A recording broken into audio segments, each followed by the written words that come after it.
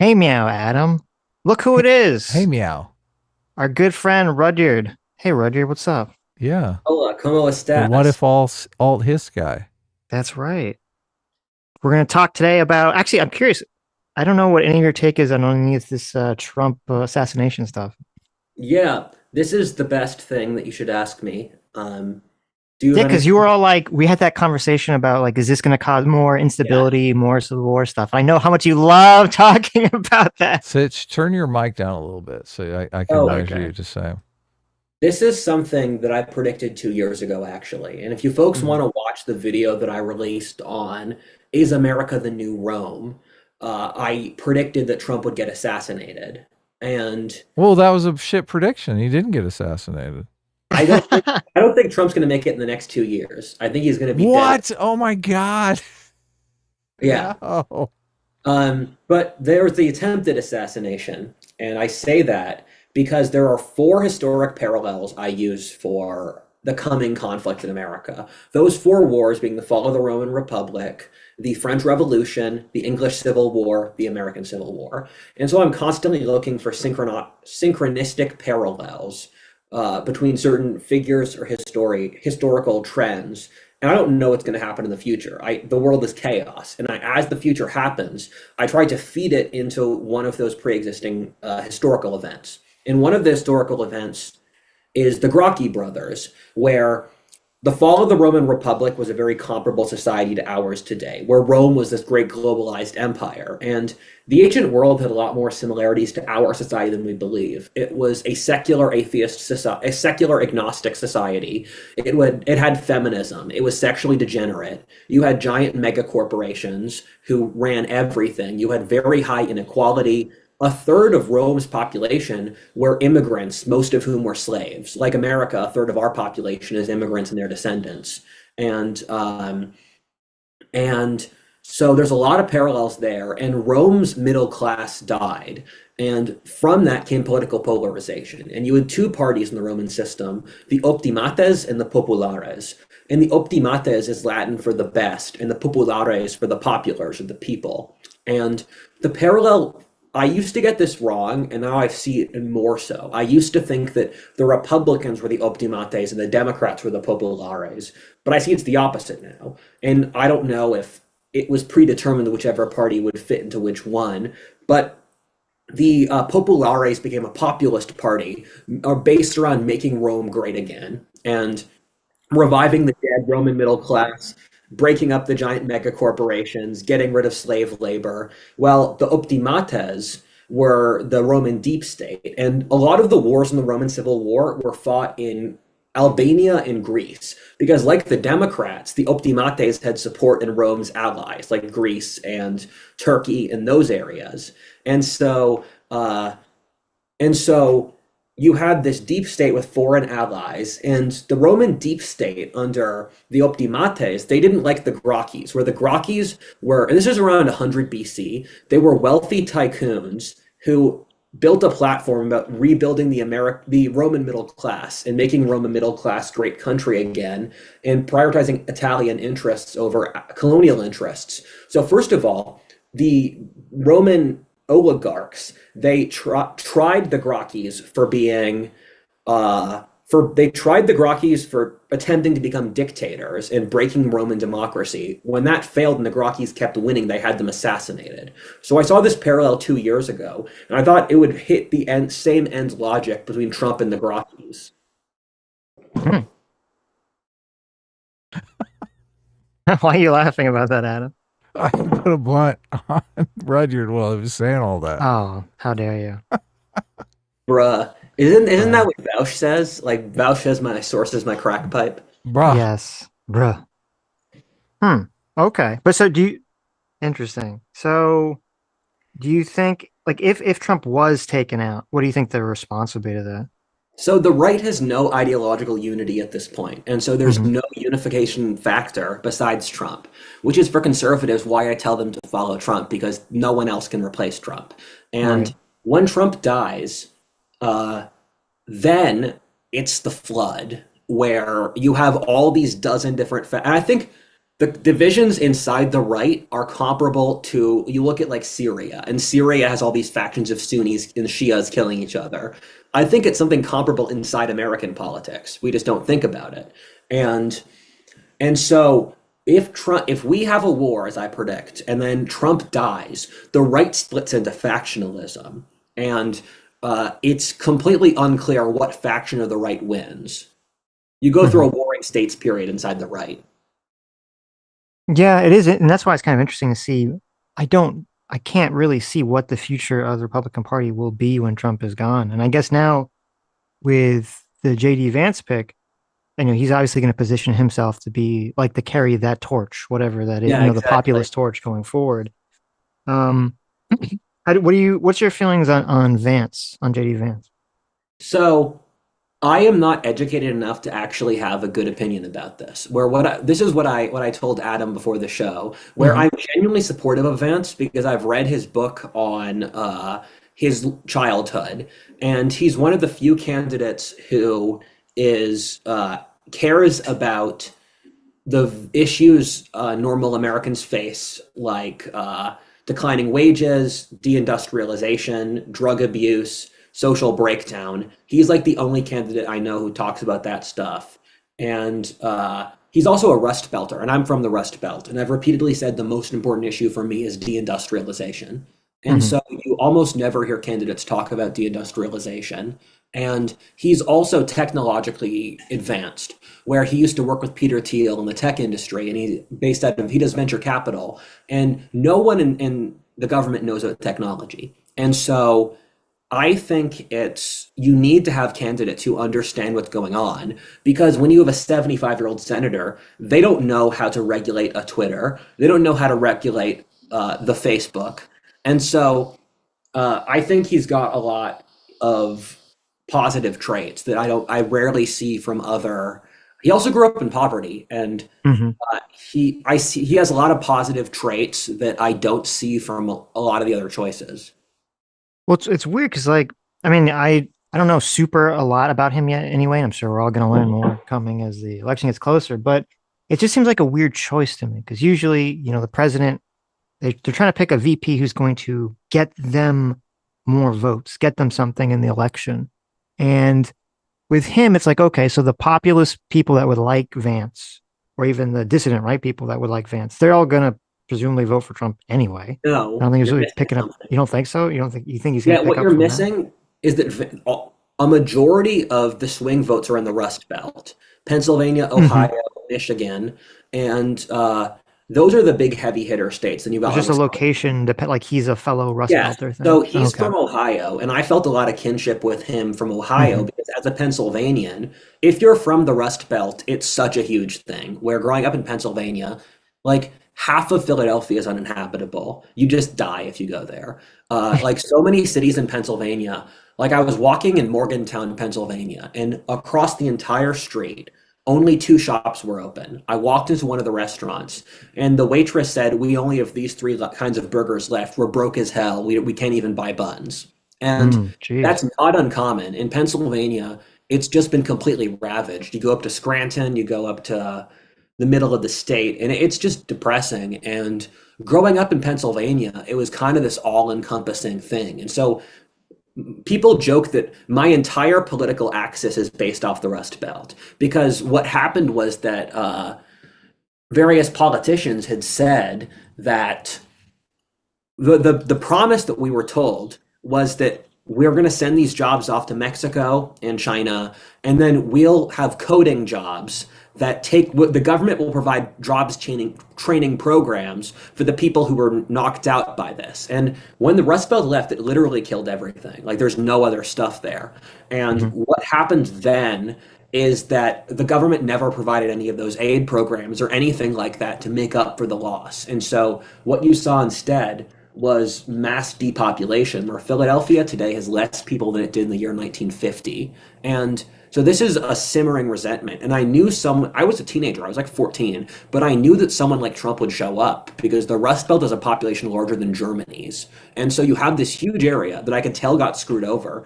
And no one in national politics until Trump showed up would ever talk about it. And so that's a big reason why Trump was so popular, that he touched this itch.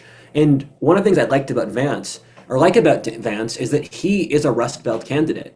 And when I read his book, he talks constantly about it. He's from Cincinnati.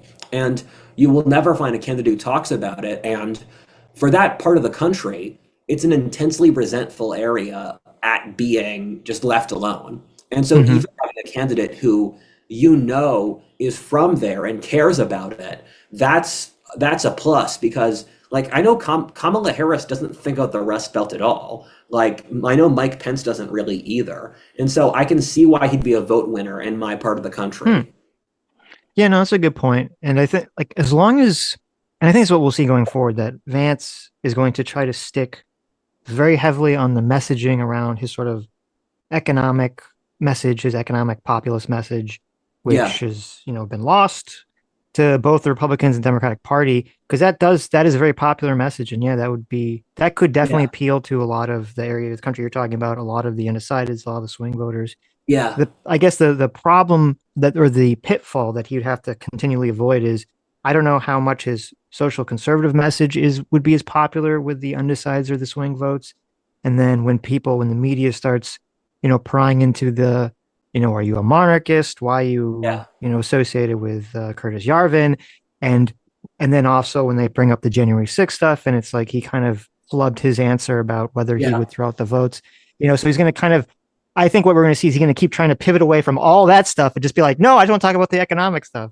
So I grew up with the exact demographic you're talking about that they're trying to win votes for. So I know these people very intimately. And where I grew up, Can we just address the flubbing of the line? I've heard that he said he would throw out the votes. Like the mainstream media is going with that talking point hard. Mhm. for the Are you next saying? election, Well, No, for he was saying the if he was Pence, he would have thrown out the. He would have he didn't done quite say the. that. He gave a very Okay. confusing answer that's hard to understand. Okay. So the the Um, problem, media is saying basically came out and uncategorically said he would have done what Donald Trump wanted Pence to do. But yeah, I is that mean, true or false? what I would throw in there is that Pence was thrown out because he didn't support Trump there. And so he has to basically give homage to Trump to get the position. And so mhm, I don't know if he actually believes that, but it's one of those like loyalty testing things that he would have to do to get the job. right. So So he said he yeah, no, said I mean, I something that agree could with be all that. worded. He worded it so it could be interpreted both ways, and Trump Well, interpreted it one way. here's And what he said.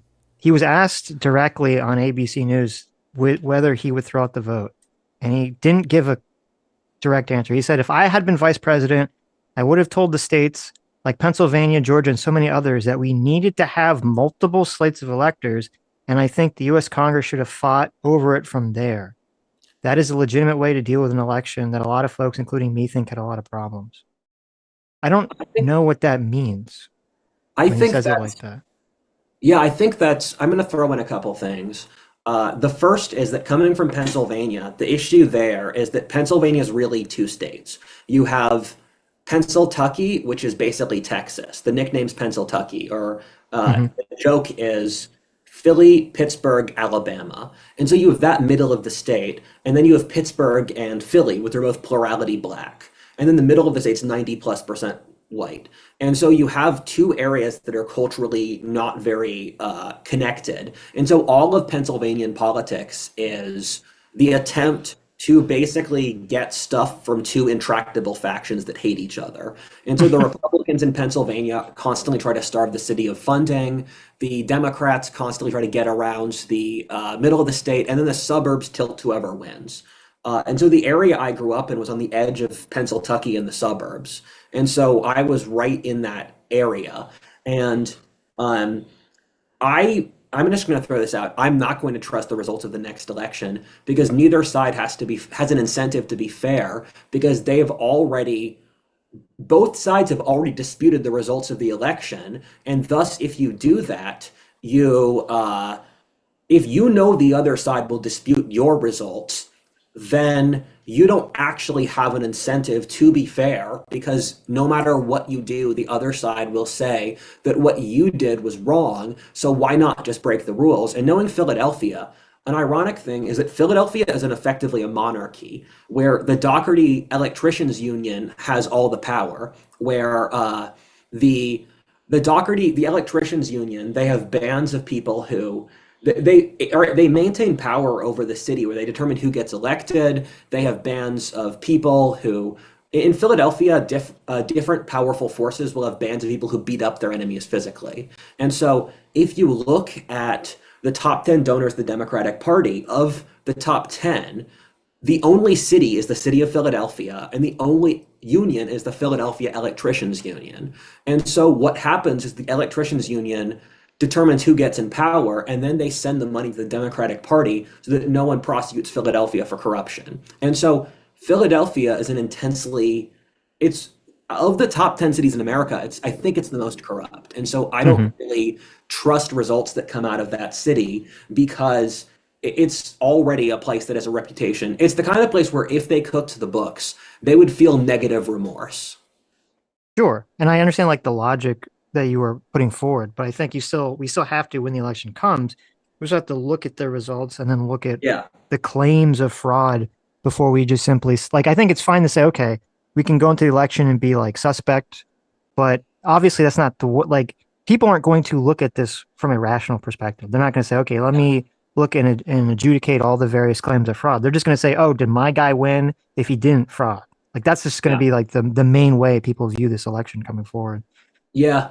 I mean, I just assume no matter what, people will dispute the results. Like, if Trump wins by a truly vast margin, the left will still say that Trump broke some technicality, so he shouldn't be president, and thus he's not the real elected president, and so Biden is the real president. Like Russiagate stuff. Yeah, but I don't think I think they might complain about something to that effect, but I don't think the Democrats are going to try to do some sort of like electoral January 6th magic to keep Biden out of office. I think they've attacked Trump on that narrative for so long that they just can't. They don't have the political will, I think, to do that action. They're going to make something up. I mean, did you see the whole thing about there were a bunch of leftist think tanks that were talking with the FBI about launching a coup if Trump won in 2020? No, I didn't see that. Yeah. This is something where I only what was that? Yeah, bring up the video. Yeah, what I is only that? learned about it a few days ago from one of my friends who is a consultant for the Republicans. I haven't had time to study it. I learned it a couple of days ago, but let me look this up. Let's see this together. Democrat planned coup if Trump won. I think this is public information. That's pretty crazy. Someone in the chat say exactly what the name of this so we can look at this together. Does anyone in chat know what this thing is? So, you know who Short Fat Taco is, right? Yeah, I do. We spoke. We've spoken in DMs. Have you? Oh, you guys should do a stream together. Yeah. Let me ask my. Okay. You ask. Until we have. You guys should not trust this information I said until we actually. Okay. Keep fair. This information as tentative until we actually backed it up. But I mean, the thing is, even if that's not real, it's the kind of thing that for neither of us really balked at hearing that. I mean, I balked at hearing that. I could understand that there's like some leftist group or think tank that has constructed a way, like a January 6th electors scheme way to try to like keep Trump out of office. But I don't, like, if they went to the FBI or something, I don't think the FBI's gonna be like, get the fuck out of here. Like, they're not gonna go along with it. Yeah, I mean, I don't really put you on some watch list. That's for sure. Me? You're like, what exactly was your name again? No, the think tank that's promoting this idea. I mean, I don't think there's any justice in how the FBI prosecutes people. I mean, you'll hear crazy stories about how many of the Antifa guys in the Summer of Love went to jail, and how, like, you compare that to Jan 6 it's it's its own really crazy thing. I understand Right. people involved got prosecuted harshly, but for like leftist terrorism, and there is leftist terrorism, do any of those guys get prosecuted? I think my understanding is a lot of well, I think a lot of Antifa people was on. I don't think that they got prosecuted on a federal level because it's all like state stuff, wasn't it? So it'd all be like whatever city they're in. And unfortunately, Yeah. a lot of those cities are like super, like obviously in Washington State and a lot of those, cities are in Oregon. A lot of those cities are very pro Antifa.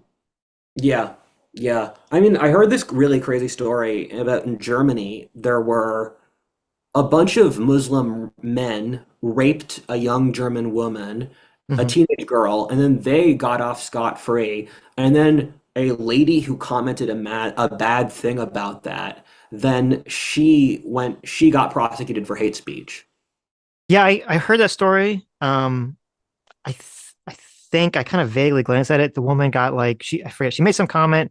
She spent like the weekend in jail for it, and Yeah. then I think the comment was that the people that were accused of the rape or did the rape I think were like underage, and they have these like really wacky laws in Germany where if you're underage, it's like very difficult to prosecute. Yeah, So yeah. Um, yeah.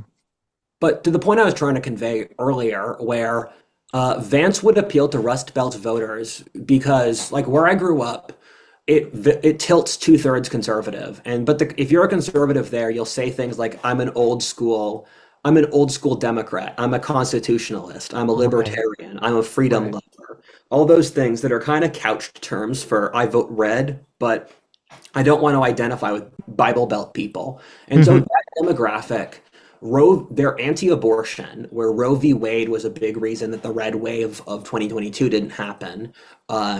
They're pro-free market, they're more economically liberal, they're more socially conservative in a bunch of different ways, where they're like more pro-family.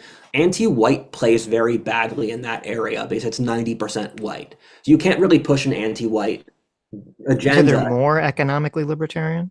Yeah, like Pennsylvania, Ohio, they're more Hmm. economically libertarian. They're not, so there are very few evangelicals in the Rust Belt. And so the conservatives tried to launch an evangelical for this last race against Shapiro. And evangelicals, they can't run in Pennsylvania. It's mostly mainline Protestants.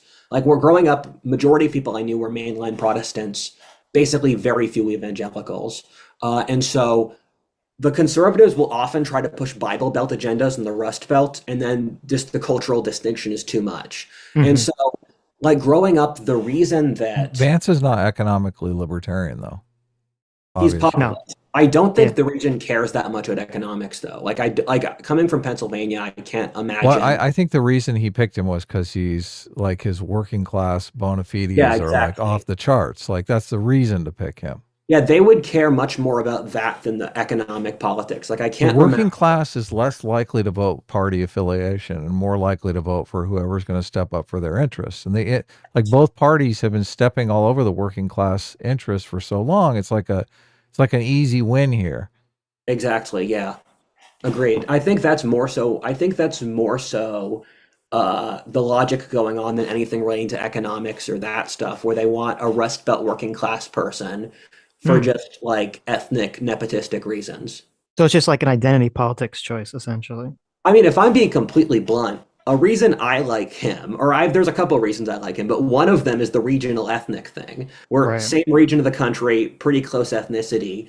And I understand, like that's a reason people vote for things. Like if you have a black candidate and you can expect other black people to vote for them, or an Indian candidate, other Indian people to vote for him. And my grandfather loved JFK because he was Irish. Hmm. Hmm. I mean, I would have thought that the Rust Belt people area would have been more protectionist because the idea would be, we lost so much jobs Yeah, to it's very libertarian, you protectionist. know. That's something they run off. When I say libertarian, I mean laissez-faire, as in like I've never heard someone in that part of the country. The Hmm. county I grew up in was 10% card-carrying libertarian when I was young, when I was a child. Um, but I never heard people talk about uh, it's more so laissez-faire. Yeah. It was, I Libertarians are going to be forced to vote with the Democrats. It's well, no, exactly I what. guess like, how is it laissez-faire but also protectionist? Or is it like No, what are the that's what issues? America was in the 19th century. If you go back to the Hmm. 1800s, America was a country where we had very few internal regulaus, but then America had these really stark tariffs so Oh, that I see. European I see. pre-established industry wouldn't Gotcha. stop us. And Huh. I never even saw that as a distinction because in my worldview, it never processed that if you're libertarian here, you have to be libertarian there. Right. Okay, that's interesting. So I Yeah, wonder it because like is. so much of the it's interesting because so much of like the Republican and the right wing energy is shifted like in terms of hating a lot of big businesses. Some of this Yeah, might be because of the economics. I think most of it is just because of the perception of like the businesses have become woke and become Democrat and left wing. And yeah. so I would think that it would make sense to me that a lot of people on the right would be more online with jumping on board with, Vance and some other populist messaging about like we need to break up Google, we need to tear up these companies, even though that's kind of counter what the Republican Party has been since Reagan. Yeah. I didn't see a contradiction because what I was seeing is libertarian in structure of how you build the regulatory system. Because the platform that's going on here is we need to wipe out regulations so that if you run a small business, it's easier to do so. But rather than you could do antitrust at the high level, but it's the creation of it's basically this is something Trump cared a tremendous amount about, just wiping out regulations. And so when I said libertarian, I meant it in that sense. Sure. Yeah. Right. But they're not, I mean, Vance is, I mean, he's not even just pro tariff. He's pro regulations. He's pro break up the businesses. He's pro these big tech companies aren't producing things of value To be in fair, I do America. support that. I do support breaking up large tech companies because I think that Hmm. otherwise they will become constrictive, basically tools of tyranny. Right. No, yeah, you could be. I w- huh. Okay. I wonder though, so it's like I think the problem with Vance that he's going to face and that Trump's going to face, and so why I think it is kind of a weird choice is because the number one attack on Trump has been that he's this threat to democracy. And then you have the assassination attempt, which sort of gave Trump a pretty big reset button on that claim. Yeah. Because then people were kind of gun shy, ha ha ha, about throwing that accusation at him because you get the claims of stochastic terrorism and things of that nature. And then to me, for him to pick Vance, who is going to bring all those claims back up again, because he had this comment about that Trump should basically do whatever he wants. And if the Supreme Court tells him no, that he should tell them to, go fuck off. You have that. You have the Curtis Yarvin thing with the monarchy. Like it's going to just kind of mire Trump right back into that mud of, the threat to democracy, authoritarianism, and all these questions again that it looked like he could have kind of skated by the election, avoiding them all because of the If the main assassination attempt. look, if the mainstream media can sell that, but you got to understand, JD Vance already has a high profile. People know him as the author of Hillbilly Elegy, which was this Right. huge best-selling novel that got made into a huge movie. So I mean that reputation. I mean, if you like, if you think of JD Vance, I think more people are going to think, oh yeah, the author of Hillbilly Elegy than the guy who likes Mencius Moldbug. Like if you say, Maybe. oh yeah, he's the All guy that right. likes Mencius Moldbug, they're going to be like, what the fuck is that? You Let could me be throw right, but something he out. also, I mean, at the same time period that he wrote that book, he was saying that he thought Trump could be like Hitler. So obviously he's changed his positions over the time period that book came out. Sure, sure, sure. But I think that is the core of how people know and like JD Vance. Look, Hmm. I was in a book club that was like full of just normies, totally Right. normies, and they could not wait to read Hillbilly Elegy. Like that was like the big thing. So Uh, Hmm. I think the cultural impact of that is what JD Vance is going to be known for. And look, a Right. lot of people are going to come in and they're going to say, look, he would have done what Pence. And I think a lot of people are going to perceive that, especially in the environment where the mainstream media has lost so much credibility. They're going to perceive it as, oh, the mainstream media is doing its lying thing again. yeah. What I'll throw in here is that you guys are assuming the centrists are principled people who are rational. And I don't think that No, no, I Hold I've think on. never I assumed assume that. Who? Principled people who are rational. Who the fuck are you talking about? Where I don't think the people are looking at these various things or assessing Vance for his points. I think they're just going off vibes. And Yes, yes. um The and people are like it's difficult for me to imagine that there wasn't a lot of thought and energy that went into selecting JD Vance. There wasn't a lot of no, calculation. what I'm trying to say though is that I think so they did a survey of American politics. A third of the population's red, a third of the population's blue, a third of the population's politically non-affiliated. And Right. politically non-affiliated, Our working they're not class.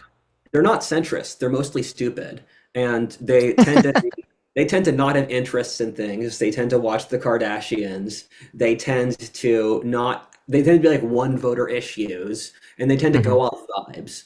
So I think they picked. I mean, you're right, Adam. I think they picked JD Vance for the vibes, for the this idea, this famous person who's working class, and just the vibes are better for him.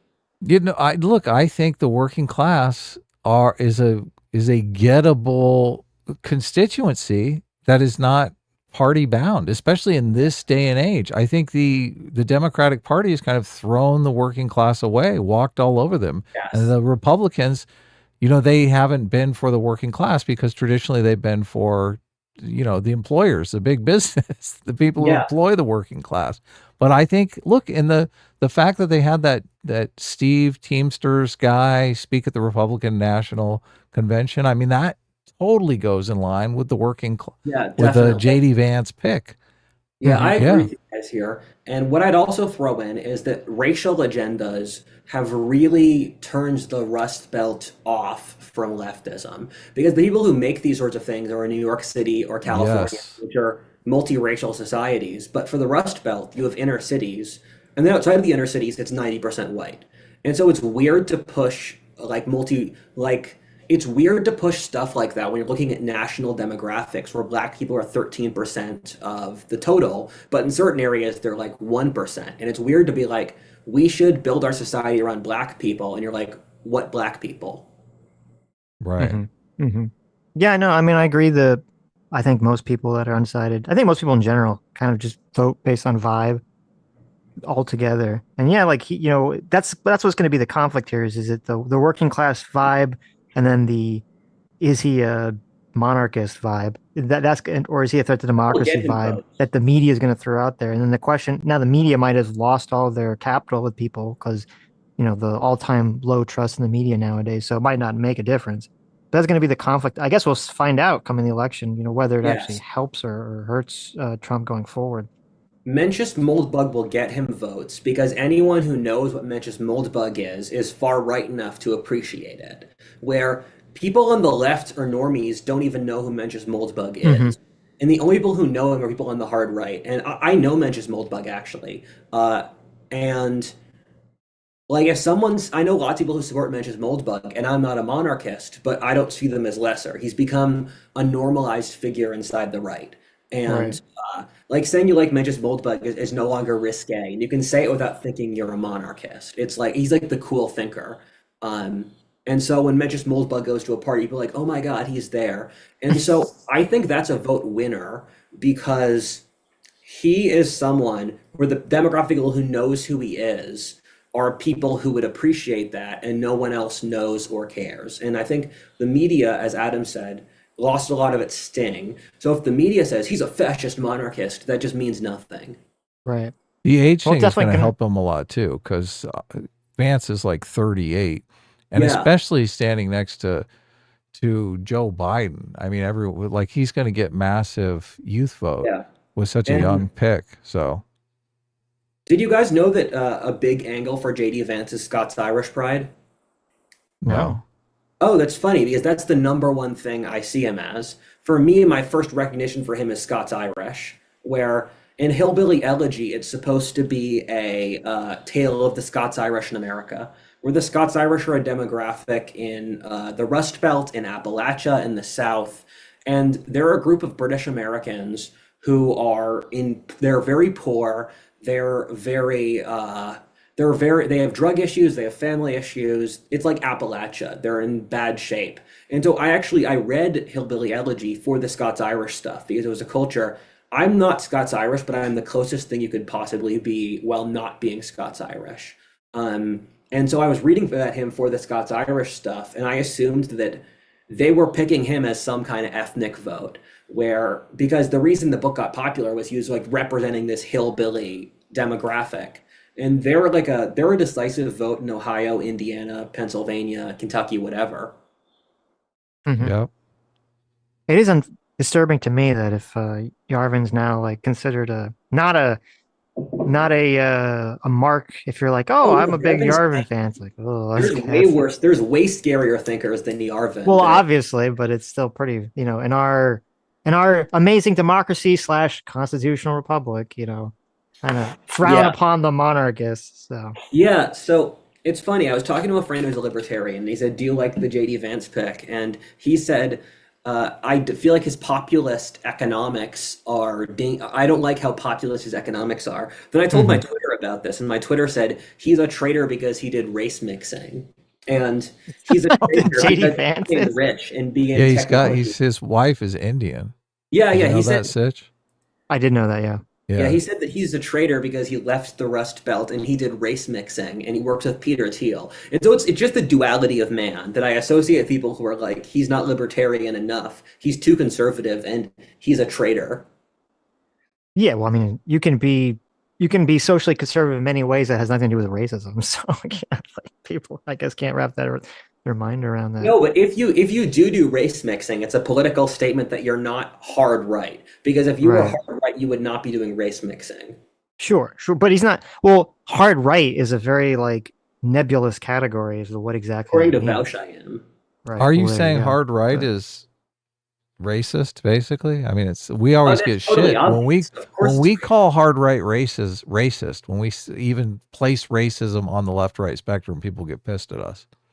Oh no, the hard right's definitely racist. As Okay, a conservative, you heard it here first, guys. there you go. as a conservative, I'm completely confident in calling the hard right racist. They like being racist. They're proud of being racist. Yeah, well, we have a lot of right-leaning people in our audience that are definitely not racist and hate to think that Well, there's any racism on the right. is there necessary like because like obviously when you talk about hard right, you have like the Groypers and the Fuentes and like the white nationalism. That's Yeah. obviously racist. But I never thought of like Yarvin in like the whatever that is, the neo monarchy bullshit. I never thought of that as having like a race component to it. Let me run to the bathroom, and then I can tell you Okay. the factors of the right. You run in the bathroom. I'll read some super chats. So, Hilarious. that is interesting. But the Wooster for $5 says choosing Vance was a genius move. This means that while Trump is appealing more and more to the center to unify the country, Vance can secure the base. I don't think that's necessary. First of all, I don't think that's his purpose. I think his purpose is probably more aligned with what Rudyard was saying, and kind of like the identity politics of the Rust Belt and the working class. Though there's also another potential, which is kind of funny, which is that he's kind of like an insurance policy. He's like, oh, you want to like take me out with violence? Well, then you'll get JD Vance, and he seems more extreme than I am. So be careful. Be careful. If that was the thought process, it's pretty funny. I would be interested to see some polling on this. I'm not sure. Obviously, the mainstream media is trying to paint Vance as this completely extreme character, but Right. I think the mainstream media is kind of full of shit. So I honestly don't know how. yeah, I don't extreme, either. He is, because I was kind of like looking through some of his stuff, and it's kind of like all over the place. It's hard for me to get a clear picture of what exactly his stances on a lot of issues are. Yeah, look, if he's for the working class. Oh my God. Thank you. Yes, I was completely correct. You know how I predicted? I literally called this. I said on Monday or Tuesday, you're going to have Destiny on Pierce Morgan, and Pierce Morgan's going to be yelling at him, calling him disgusting. Okay. Yes, And he's look- gonna lose that. Yeah, and look what happened. An hour ago, just came out. Pierce Morgan is calling Destiny inhuman, and it says it's called "You Are Inhuman." Pierce Morgan disgusted by Destiny's take on Trump shooting. Yeah, I called it. that the weirded me future. out because Destiny is mainstream left. He is the coalition leader of the leftist streamers, And the fact that he said that signifies to me that the left in total has just gone crazy. Well, it's weird because I wouldn't say he's not the coalition leader of the leftists because the socialists hate him. He's like the coalition leader of the non-socialist left, like the Yeah, so still he's sort of moderate. liberal. And a Yeah, moderate and said that. yeah, no, you're correct, and it is kind of completely unhinged. I think what happened to him is that he kind of gazed into the pit of arguing with like the rabid Trump supporters for so long that Yeah. his brain melted and the abyss Yeah. stared back into him, and he just like it's ruined him. Yeah. I mean, I'm a moderate conservative, and I'd imagine there are leftists who point at me saying, like, Rudyard said that insane thing. And I think that's valid. I just think the world's gone completely crazy. Hmm. So, okay, before you're gonna go, you were gonna say something about is the Yarvin thing? I didn't perceive that as having like a race component to it. So Yarvin's not a racially aligned faction. So there's Right. multiple different factions inside the right.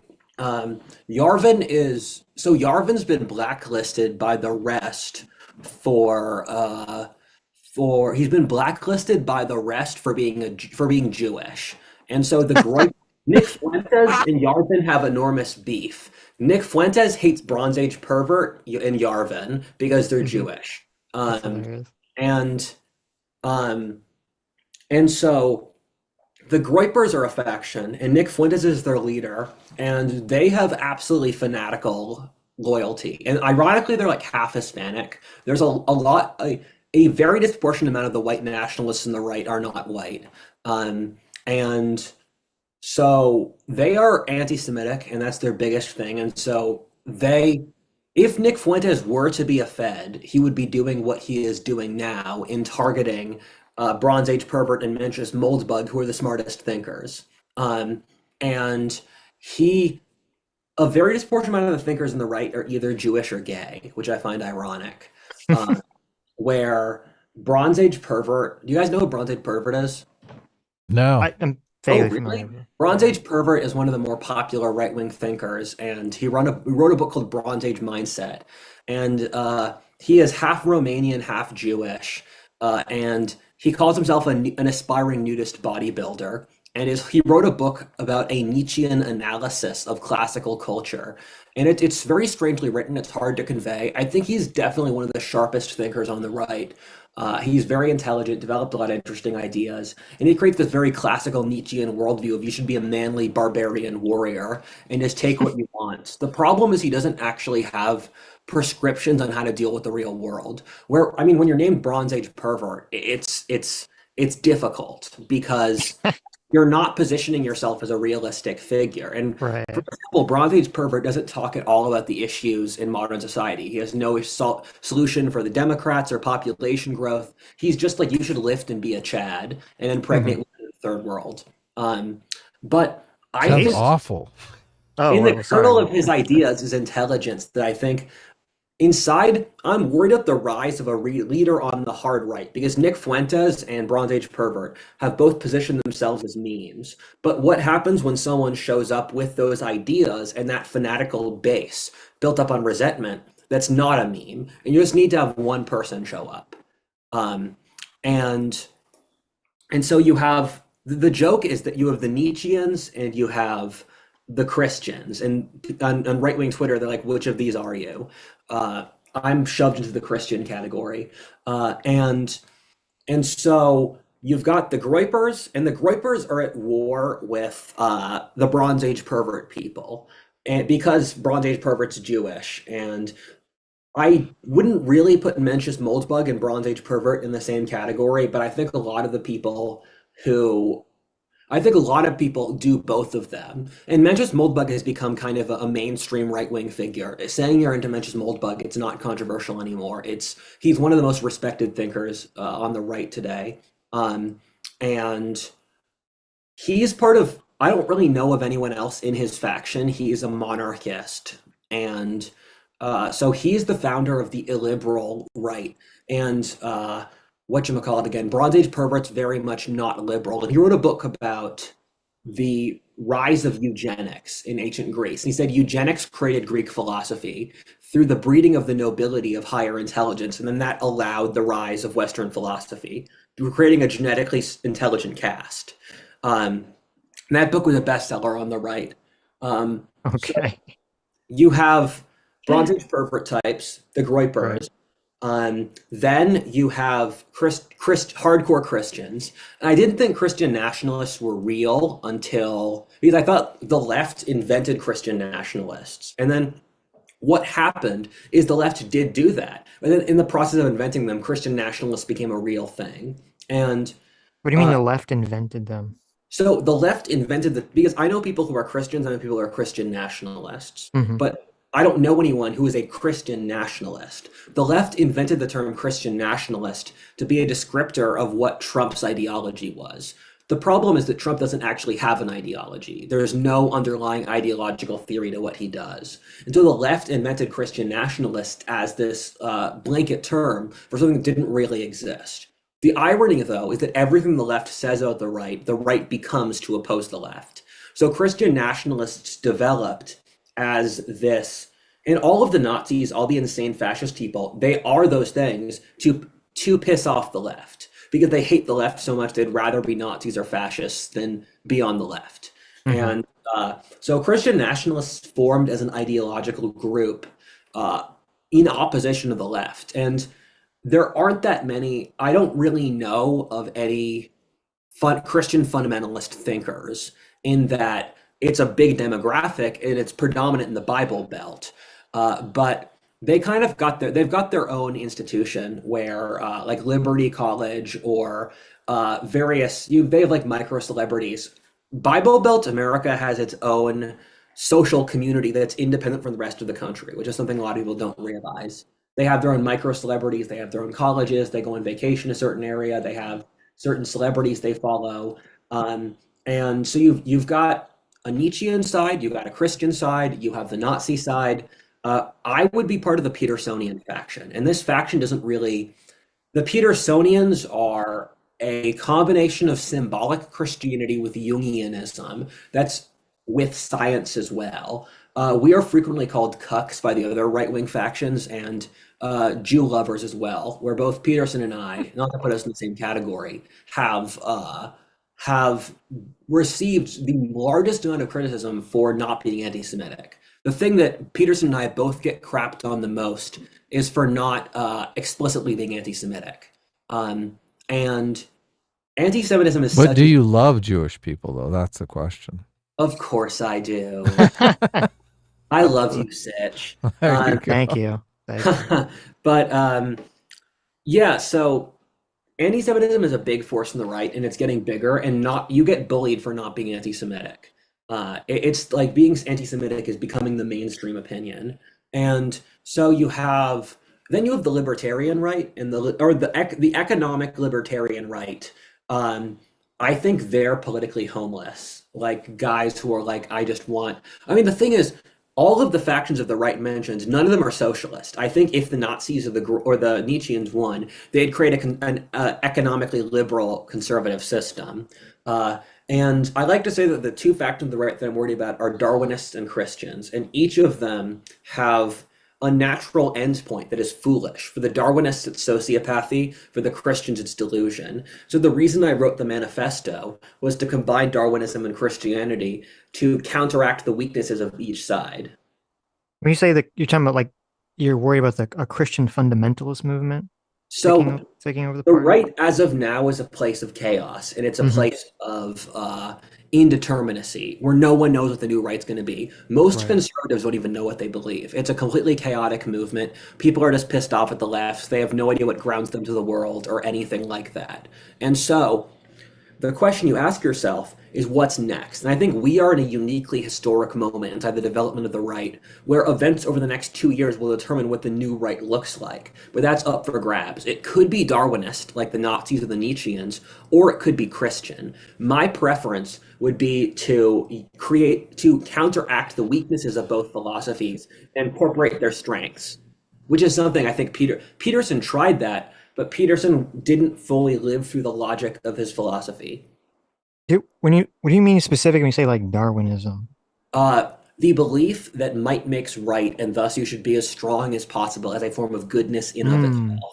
So the Nietzscheans are like, you should be jacked, you should fuck a lot of chicks, you should be a warrior, you should make a lot of money. There's the Andrew Right. Tate faction too, but I don't see them as actually being the problem is red pillars are sociopaths, so they lack the pro-social instincts to unify and work Right. together.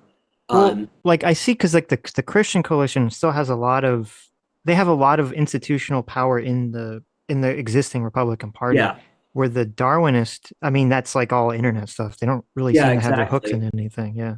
The question and this is why I say we're in a historic moment, because as of now, any of these factions could win. The Christians are so gullible and naive that I could totally see them losing. Hmm. Um, and the the thing is that if you look at previous revolutionary movements like the Soviets or the French Revolution or whatever, these were basically incredibly tiny groups of the population who operated as social clubs until the dynamite went off and they won. Same thing with the Nazis or the early Christians, where I mean, all communists were 3% of Russia's population before the revolution. And then the Bolsheviks were just a plurality, a thin plurality of like 30% of those people. And then they won in turn, and the right historic moment set them in traction. The Hmm. thing is, no one can ideologically deal with the world today. No one has a good answer for what's happening. The left is winning the left won, so they don't have to try. The right has to try. The question is which faction of the right wins and cannibalizes the others.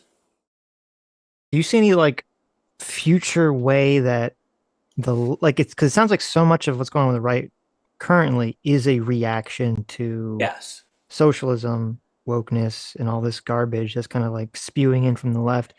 Is like it is interesting because then I wonder what would happen like if you had a Democrat come forward and was like he picked up the mantle of economic populism, which that would be a popular message on the left, and then threw away wokeness, that they would be kind of like this unstoppable juggernaut. And like I don't know what the right would even look like at that Yeah, point. But do you even see like is it even possible you think that the I left don't think could so. throw away woke shit? There's too much institutional traction inside the left already, in Hmm. which if you're a leftist, you have every incentive to conform to the system because all the institutions are left wing and they'll give you money. And so we're hitting the point where the kinds of people who end up in the left are the weak and the compliant and the agreeable. And like, who are the real trailblazers in the left who push against the system? I can't think of literally anyone. No, I can't And either. Yeah. yeah, and so you end up with that. And anyone who is an economic populist is driven to the right. I don't know anyone who genuinely cares about the working class who's left in the left. And the left has just become, the left doesn't do anything anymore. Like they Well, don't it's culture. unfortunate because like to interrupt you for a second, if the like the all the stuff on college campuses in regards to October 7th, that was like a real big eye-opening moment, I think, for Yeah, the older like boomer demographic of the left who they don't really understand what the hell's going on with the younger left.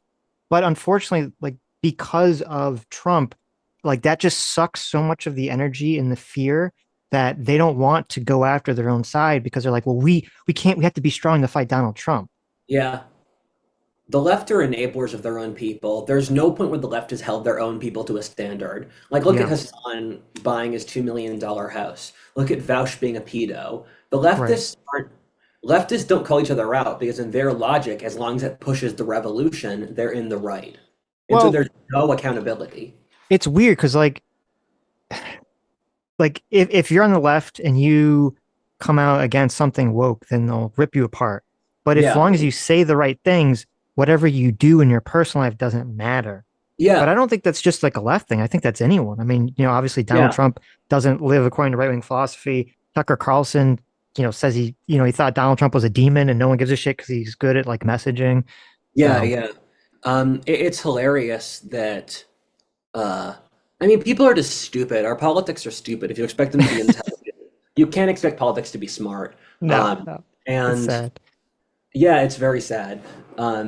And especially people like you who I can tell want politics to be rational and want it to fit into It would be nice. I know I it's think not. yeah, I know it people would are be not nice. rational, but it'd be nice. Um, and yeah, it's I mean the thing with the left is they've pushed the worst like corporate culture for the last 20 years. Yeah, They've been yeah. pushing for all the worst personality traits because their whole thing is permissiveness.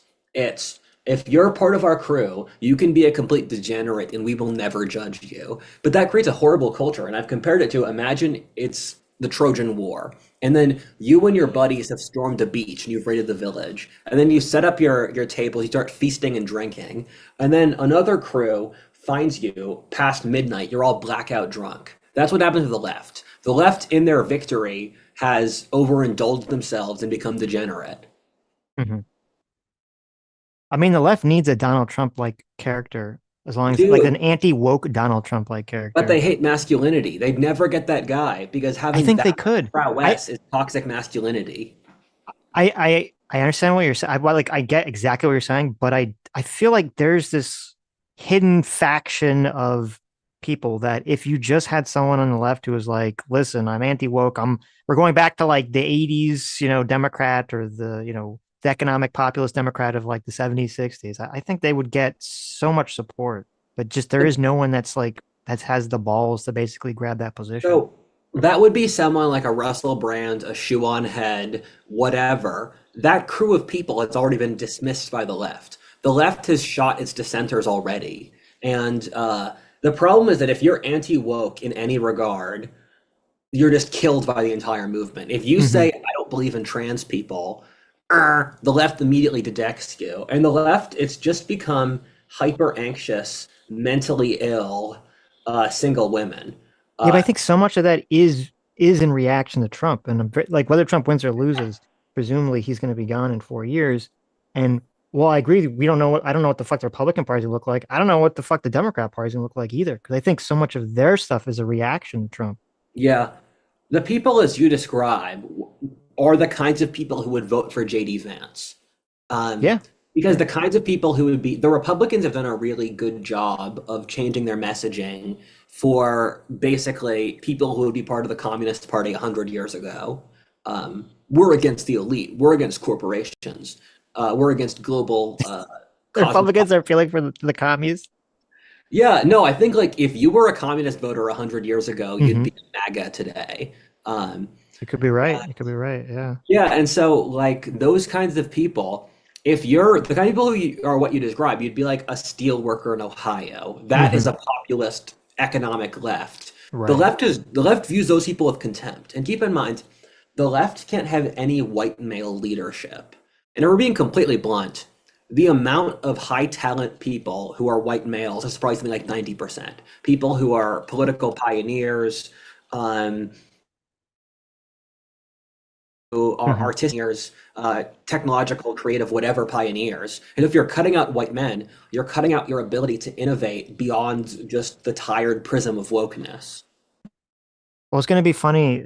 Speaking of that, if it comes out that part of the reason for the incompetency of the Secret Service was some kind of like DEI I situation, I definitely think It's that. trending in that direction, isn't it? that would be so Yeah. hilarious. I mean, it is crazy to see how far DEI gets with the friggin' Boeing. Like, I mean, Yes. Boeing is having its planes. That's a meme. And I heard for you can legitimately fail your medical school application and be black and still get into medical school. What's going to happen when those doctors actually become real doctors 5 years down the road? If Not you're good. if you're a mom, is it immoral to take a bullet for someone else when you've got your kids? What do you mean? Like, Oh, you mean like at a if you're Secret Service? yeah, like if Right. all those Secret Service women, I'm thinking, are these ladies moms? Like,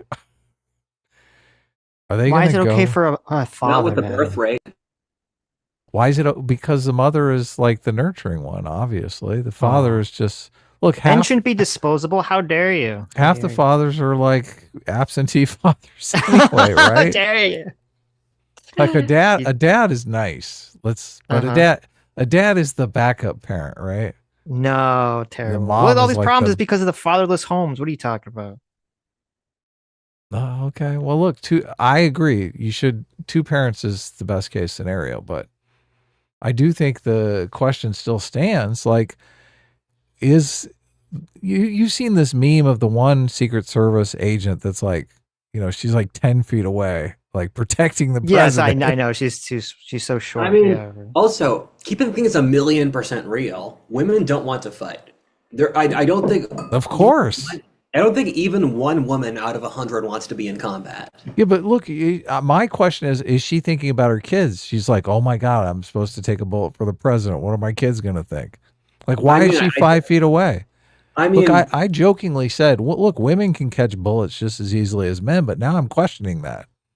yeah, I mean, I think there's a solid chance that she has kids, but also it's just not like natural in in her ingrained feminine biology. Like it's just it goes against nature that like you expect a woman to fight. She's like, fuck Trump. I got a toddler at home. Yeah, I mean, yeah, exactly. Um, I just came off of maternity leave. yeah, I mean, if I was This a mom, fucker's shooting at me. I wouldn't want to die if I had a baby. That's reasonable. Hmm. Hmm. Not in a DEI world, okay? I mean, nothing about that's reason. I mean, it's DEI is reasonable if you live in a spreadsheet and your entire world is spreadsheets. Yeah, So, some women could, but it's like weird. I don't know if those women could. The so Spartans, like, I don't know what your guys' take on this is, but my take, like, everyone's talking about, why this happened. Was it incompetency or was it some kind of conspiracy? Generally, I'm on the side of people are stupid, so generally on the side of incompetency. Because when I think of this from like the terms of a conspiracy perspective, you say, okay, you have to put yourself. I try to say, okay, if I'm like part of the evil deep state and I want to get rid of Donald Trump or something, you know, the number one threat or the number one fear if you try to take him out is that you fuck it up. Because obviously, if you fuck it up, then that would help him. Everyone knows that. This is a very common, knowledge thing. It's not like a big brain thing to know. Oh, if you try to take out Trump and miss, it's going to help him. And so, if knowing that, you think, okay, if they want to take him out, they're going to try to do something in some like quiet way, something that's not like a big spectacle that would like galvanize the right, galvanize, the movement. So you think, okay, you try to like poison him or get in a car crash or, something where you'd have like a high level of plausible deniability, something that'd be kind of hard to come back to you.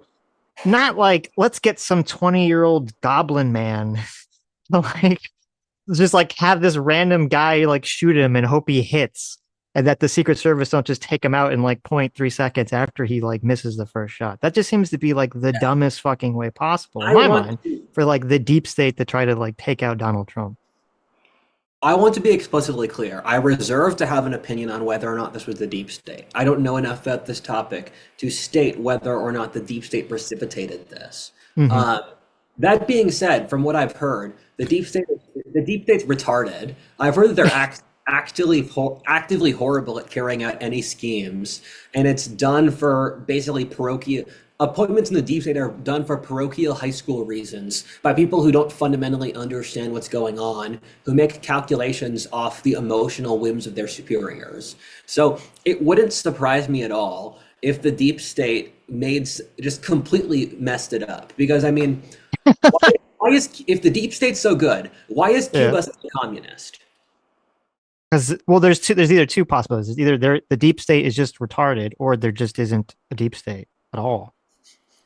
I mean, I think on an anthropological basis, there has to be a deep state because in every society, you will naturally see a social class of people who arise whose job is to basically tend the social hierarchy and whose job is to like in every it would be impossible to imagine that there isn't some entrenched bureaucracy that develops around this sort of thing.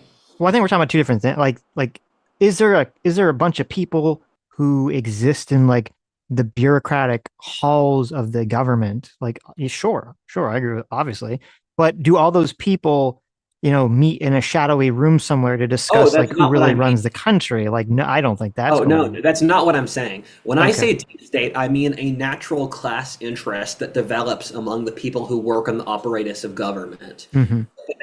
the managerial executive class, like the managerial class inside the executive branch. When I'm talking about the deep state, I'm talking about the naturally Deep debate implies coordination, though.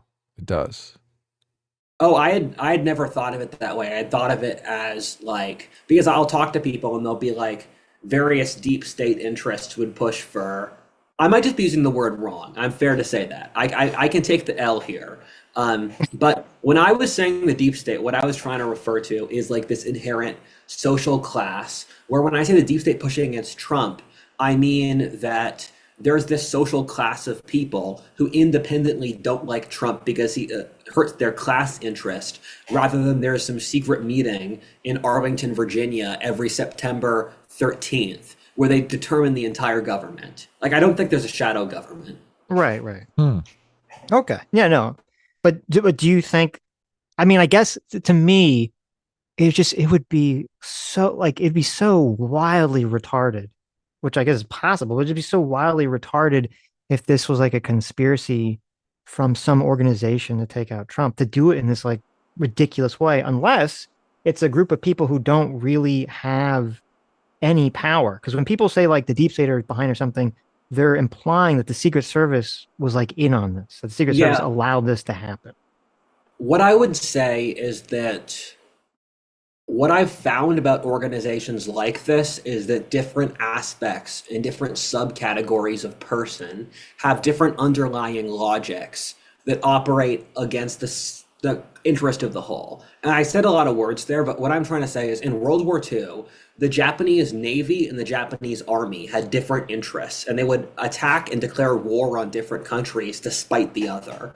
And there was no coherent Japanese strategy. And I think this sort of thing could have happened, where it wouldn't surprise me if there's some sub-organization inside, I don't know, the Democratic Party, or like, I don't know, the Department of Homeland that dislikes Trump. They want to take him out without the consent of the rest of the group.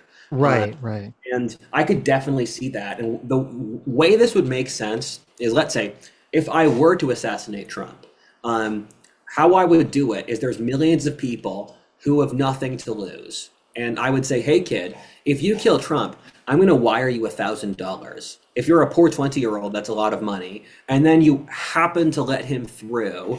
And so what you've done is you've given total plausible deniability. So nothing is on your hands as an individual, but there's a shot you wipe out Trump. Yeah, but if you, again, that's like the riskiest way to do it, because you're putting your plan in the hands of some retarded child who, if they fuck it up, is going to create the exact opposite scenario you want. It's going to help Trump. Yes, but if you hire a hitman, it's easy. It's the cost of you versus the thing. Like if this was actually a well-executed plot, which is why I've suspended judgment on this, I would need more. I'll give you an opinion in a month once information comes.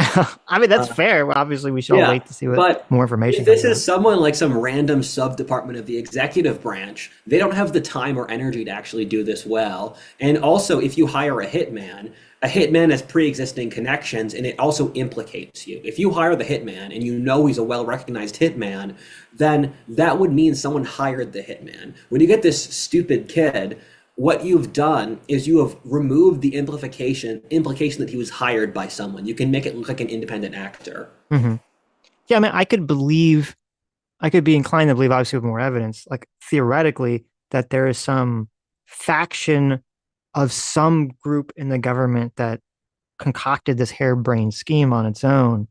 But usually, I mean, you're the only person I've heard that's kind of like laid it out that way. Everyone else is kind of laying it out like there's this sort of, everyone in the government is all tied together through the shadowy corkboard with red string, and they're all working in unison to try to get rid of Donald Trump, who's like the lone voice, the lone warrior for reason here against like everyone else. So I said that because I invented that idea. It's a plausible idea, but I don't think everyone working together in unison behind Trump's back is a completely not plausible idea, at least in regards to this sort of, this goofy harebrained scheme. Yeah, for real. I mean, I definitely think, let's look at it this way.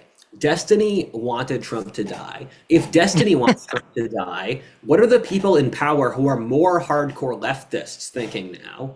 They really want Trump to die. And keep in mind, they have an instrument. I doubt that, really. Anybody in power is going to be afraid they're going to be targeted next. They're afraid. They're literally afraid for their own lives. So.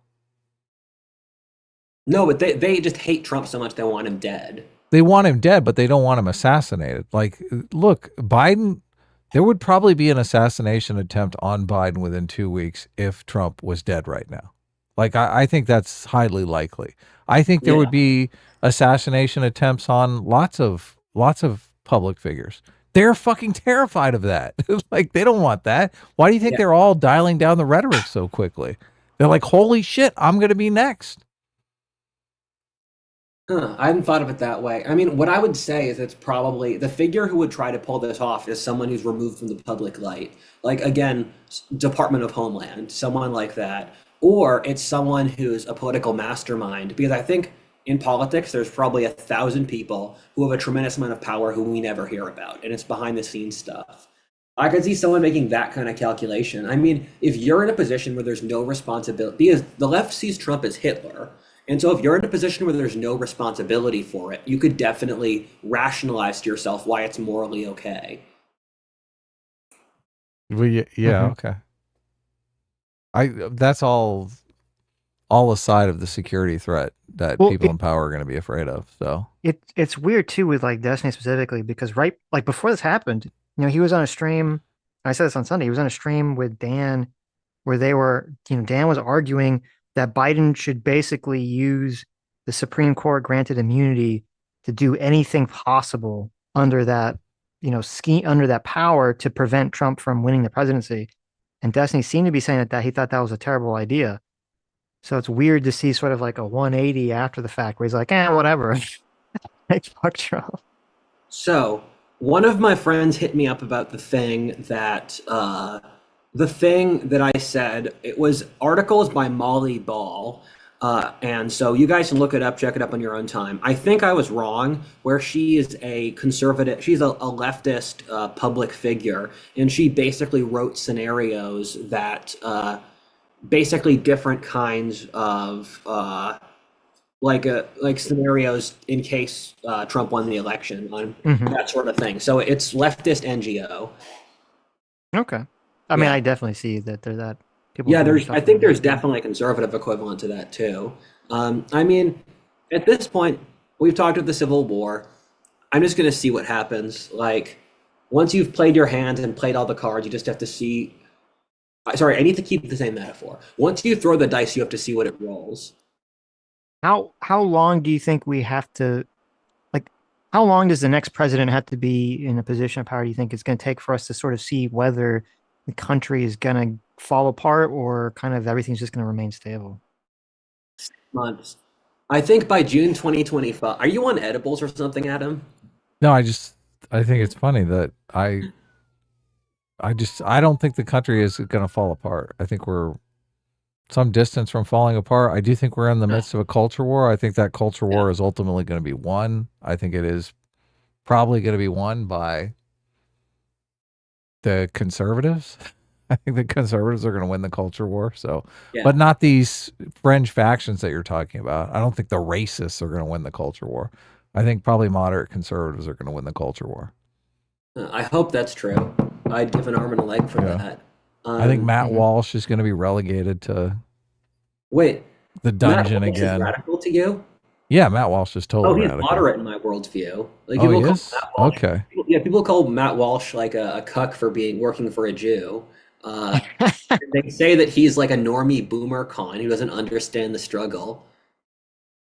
Yeah, look, What? that faction I think is going to be relegated to the darkness again. There's a Why lot do you? of these fringe factions that are vying for power, and I don't see how they can be a part of some sort of new cultural order. I mean, I think they'll seize power at some point, and they'll be so insane that they'll lose it within a couple years. How do they And seize power though? They're so disconnected from each other and from any sort of power. they'll be the ones who militarily organize because in civil How? wars or revolutions, they organize over social media. I mean, it sounds silly, but I It mean, does sound silly. it's incredibly easy to orchestrate politically online, especially if you use encrypted methods. And Yeah, it's like, easy to organize, but it's difficult to actually show up keep in and mind, do something. in the French Revolution, there's a fascinating book about this. The different factions of French revolutionaries were different cafes in Paris, where the cafes in a certain street were a certain political ideology. The cafes in a different street were another political ideology. So you could sort French leftism based off what cafes you went to.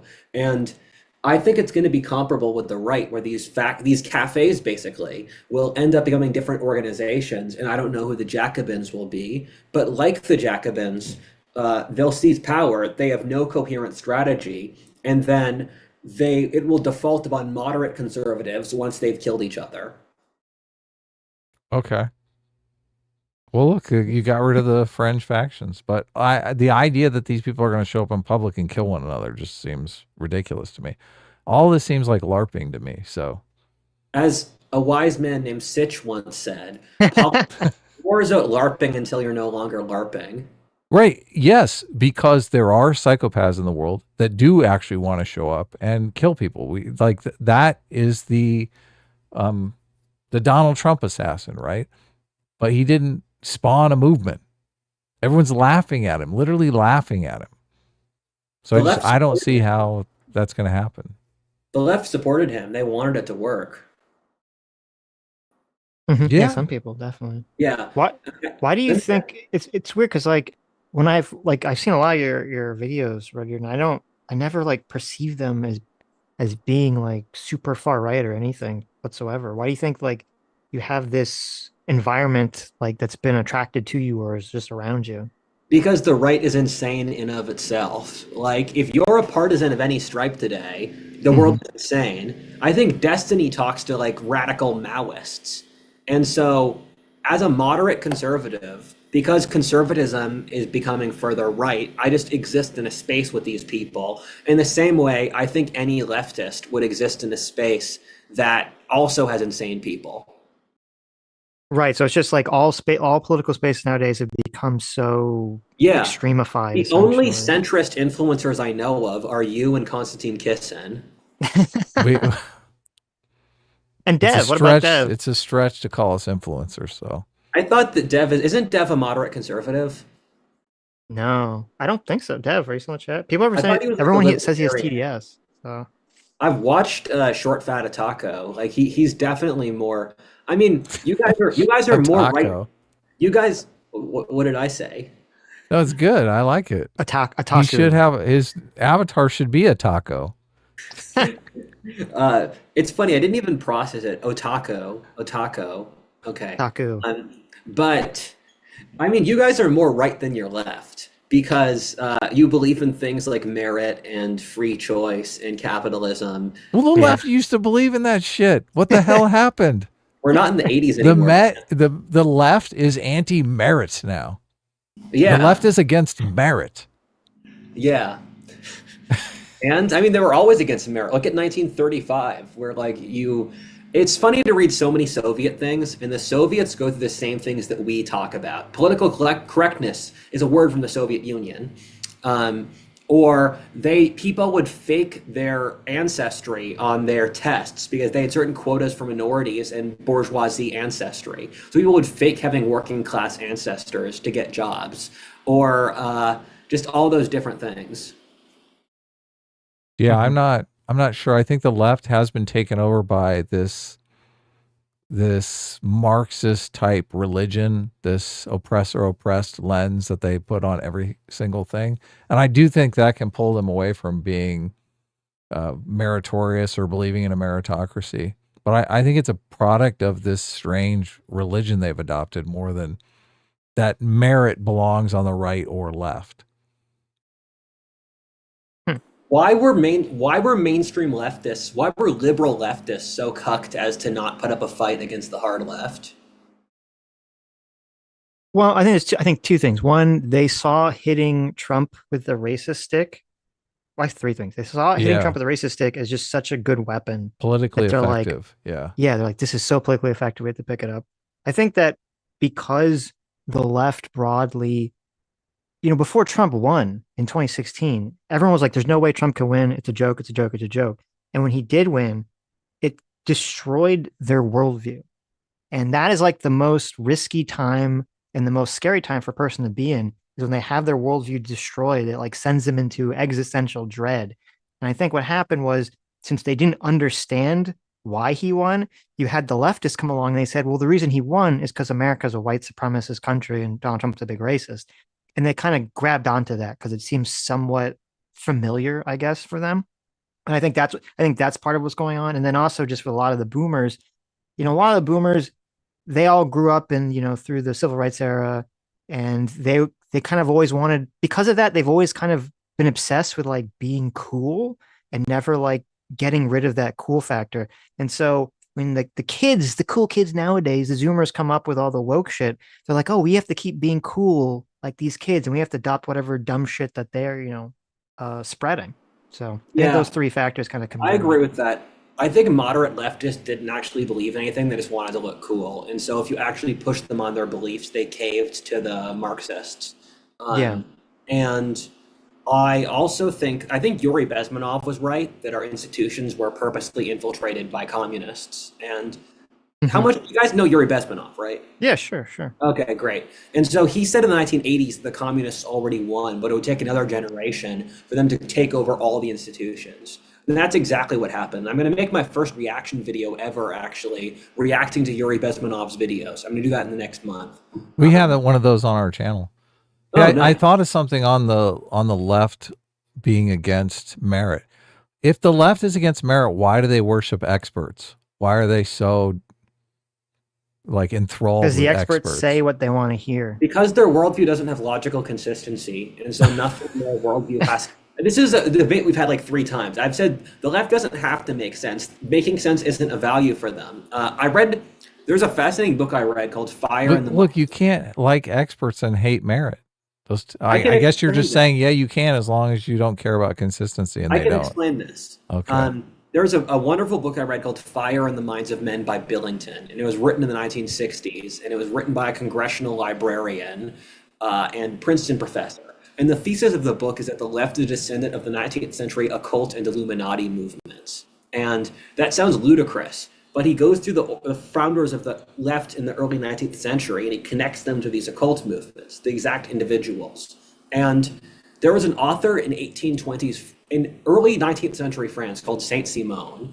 And Saint Simon believed that we should use the third world and third world immigration to liberate the first world from class oppression. He believed in creating gender androgyny or removing the difference between men and women. He believed in trans. He believed in creating a religion of the science in which scientific priest experts tell the public comfortable lies, and you make rituals around the science. He also believed in destroying previous regional and class structures to create a global homo. He believed in, you really struggle to find anything in Saint Simon 200 years ago that's not in the woke left today. And so they believe in experts because they are the managerial expert class. And then they want to shut off competition besides that. And so they view the population with contempt and they believe themselves to be the experts who should run society. But then as they run society, they shut down meritocracy because meritocracy is messy because society doesn't fit their spreadsheets.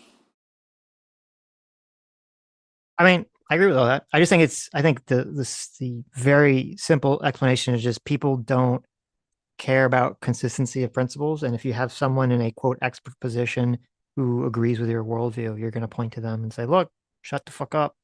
That's the person that knows what Yeah, they're but you're talking not about. going to point to them and say, "Oh, this person has no merit." They're there just because, like, we pulled them off the street. They You're do going to do say, that. "Look, they went to Harvard and they did all these Yeah. studies and they've got all their peer-reviewed No, but they papers." say And that as long as that person is saying the thing that they like want to agree with. If that person says something they don't agree with, they just say, fuck that person. They're a bigot, they're look, racist, my internalized point is, you're supremacist. not challenging the paradigm of meritocracy, though. It's all Who's not? within the paradigm of meritocracy. Yes, I agree. As soon as the person says something that they don't like, they're gonna say, "Oh my God." They're going to challenge all their peer-reviewed work. Right. They're going to challenge the evidence that was put forward. They're going to challenge where they went to school. That No, Like, is but it's fair. kind but of like all of that is within the paradigm of meritocracy.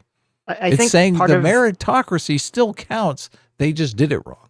right. I think part of the messiness of a lot of ideologies is that they don't kind of, or ideological movements, I should say, they don't kind of form whole cloth out of like the philosopher brain.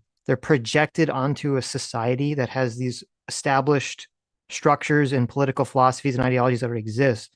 So when you kind of have a situation where the left for many years has kind of been like, we're the expert class, we believe the experts, we believe in colleges and all these things like that. Then you have the new sort of socialist, projection of like cultural Marxism onto that. Like you get, even though there's contradictions, they like kind of form together, if that makes sense. Look, I do think the DEI stuff can undermine meritocracy. We watched that talk with Konstantin Kisin recently. Oh no, it wasn't Konstantin Kisin. I can't remember who it was. It was another guy talking to a black woman who was a sports professional or whatever, and she was like, oh yeah, right. So Yeah. all of that talk was still within the paradigm of meritocracy. She's saying, look, a lot of black people can achieve, have a lot of merit, and they're being held out by racist policies, and we need DEI to pull them in. And he was saying, no, this is actually undermining meritocracy. But that entire conversation was within the paradigm of meritocracy. Yeah. So I'm challenging this claim that Rudyard is saying that people on the left, they don't care about meritocracy. Well, that's bogus. It's totally bogus claim. I think what's going on is that there's like a framework of what is the acceptable ideology, and the acceptable public facing ideology is still meritocracy. Yes. Meritocracy / liberalism, even if the people that are the movers on the far left, they don't really care about any of that stuff or believe any of that stuff, but things still have to be framed through that lens in order to be like, well, I accept that. Yeah, totally. In order for people to swallow it. That's how it gets undermined. What I'll throw in here is I think Adam's correct that the left believes they operate inside the paradigm of meritocracy. Another layer here, though, is that the left, whenever you're good at something, says it's racism. So if you actually succeed someone and you're white, it's racism. If a European country defeats a non-European country, that's racism. If Asians doing better in America is not because they have better culture or better skills, it's due to racism. So whenever you succeed in the leftist world, they attribute it, the leftist philosophic structure has no place for merit. If you're better, it has to be oppression. They will never recognize superiority because everyone's equal in their worldview. And I think the left's worldview is just completely schizophrenic. Is it that, or are they just using, they're basically using racism to undermine their competitors in the meritocracy? So they're still competing in the meritocracy. They're just undermining So it does exist, but it doesn't because their worldview is schizophrenic. It's the equivalent of they want degrowth at the exact same time as they automate everything with robots. Well, I don't think it's so schizophrenic to undermine your competitors in any marketplace. It makes sense from the worldview they have where they're just trying to get power. It doesn't make logical sense. And so, for example, everything in the left is a power grab. And so in their worldview... Again... Merit... Go ahead. It exists in one form, but if you actually succeed by merit, that's racism, and everyone's equal. In the leftist worldview, everyone's equal. And so you can't be better at anything than anyone else. And it doesn't make sense, and it doesn't have to make sense. It's just a tool for power. Well, I guess to kind of bridge this, it's schizophrenic if we're looking at it from a liberal lens of like a universal principled lens. It's not schizophrenic if you look at it from like the cultural Marxist lens of, or just even the racist lens of like white people bad, non-white people good. Because that's like that's like the first then it's totally logical. That has to be like met before you look at it beyond that. And I wonder how much of the people that are on like the far left right now, like, I don't know how much of them even believe in sort of everyone is equal if you remove the sort of the anti-white racism element of it. Again, their worldview is schizophrenic. It doesn't have to make sense. And so... Okay, I mean, maybe. I don't know. I believe it. Every single aspect is contradictory, where everyone's equal, but some animals are more equal than others. Sure. So... Black people have agency, but every single failure in Black culture is due to white people. Every single leftist point is a counterpoint that doesn't make sense. And so, yes, merit exists, but we will put people in demographic categories based off population size, and thus merit doesn't exist there. If someone succeeds, it's due to their ethnic group. And so they believe in merit for them, but not merit for other people. And so again, it's just, there's not a coherent world. They build a self-serving logic that is completely schizophrenic to a non-Marxist perspective. Okay. Let me read some super chats here. See if there's any addressed at you specifically. Let me just read them in order, actually. Daniel Irish, thank you very much for $10. Says, hi, Adam. Great idea for a show. What's up? Yeah, this was actually Daniel Irish wanted this, so. Oh, well, but we didn't really talk much about JD Vance at all, so. We talked at the beginning. What do you mean? Okay. Doug for $2 says, Lord Moldybug. There you go. Jack Spades for $2 says, with VP Vance, it's time. Chad Summer for €5 says, Matt Tahibi streaming right now. Get him on sometime. He hacks, but seriously, keep up the silly work. That'd be cool to talk to Matt. Yeah, I'd love to talk to. I like Matt Tahibi. M8566 for $2 says, one more button, Rudyard. Just one more, please. What is that? Is that I think he was pressing the ethnicity buttons. I think that's what was going on there. What does that mean? Or is he talking about your shirt buttons? Maybe he wants to see more of your chest. He wants you to like maybe wants you to unbutton. Go to hell. He wants some more Rudyard chest. Okay, I guess I could be completely. He wants me to close up my shirt. Yeah, he can go to hell. No, he wants you to open your shirt. What are you talking about? Gay. This. Look, I've been flashing this. Don't do it, Rudyard. There you go. CS Paffy for $20. Thank you. Says, have you seen Rudyard's YouTube shorts recently? He has like a schizophrenic breakdown. Whenever he's alone on camera, I'll bet 2 5-pound copper bars that Trump doesn't get assassinated. What is that about? This guy's just a hater. So I've made a short series, and I talk into camera, and I talk about various things in my life, and I talk about the world. So like of the last 5 shorts I made, people just dislike change. So last short I made was about how plausible plausible deniability is one of the most useful things in social interaction. Yes. The one before that is how the entire adult world is like high school. After That's that, true too. That the best strategy you should go for in life is to look outside of what the popular conventional idea is, to find groups, ideas, or people that are still high quality, but they're not part of the recognized. Before that, I tell people you should realize that previous eras of history, they didn't know all the factors going on, so we should assume that we don't know all the factors. And for the 5th video, I say that the left is bloodthirsty and they want blood. Okay. I mean, I think I agree with all these things. So yeah, that's what I cover in shorts. People just don't like seeing my face because they see me as a voiceless, as a faceless voice, and so they feel uncomfortable when I go on camera. I know, and that's like when I do the face reveal. Whenever that happens, that's gonna be a big problem. People are gonna be like, "What the fuck?" Yeah, I don't like this. I also think that since October 7th, the populace has just gone crazy. Where I track the internet because I'm married to the internet. I'm married to my channel, so I have to keep a good relationship with it.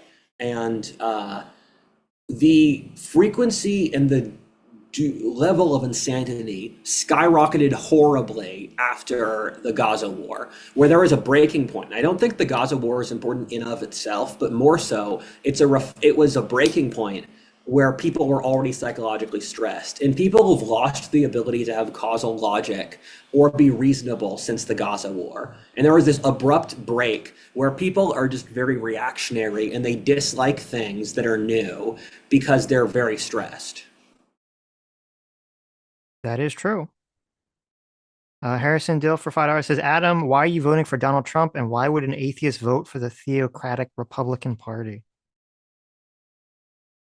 I mean, just go back to our Sunday stream if you want to know.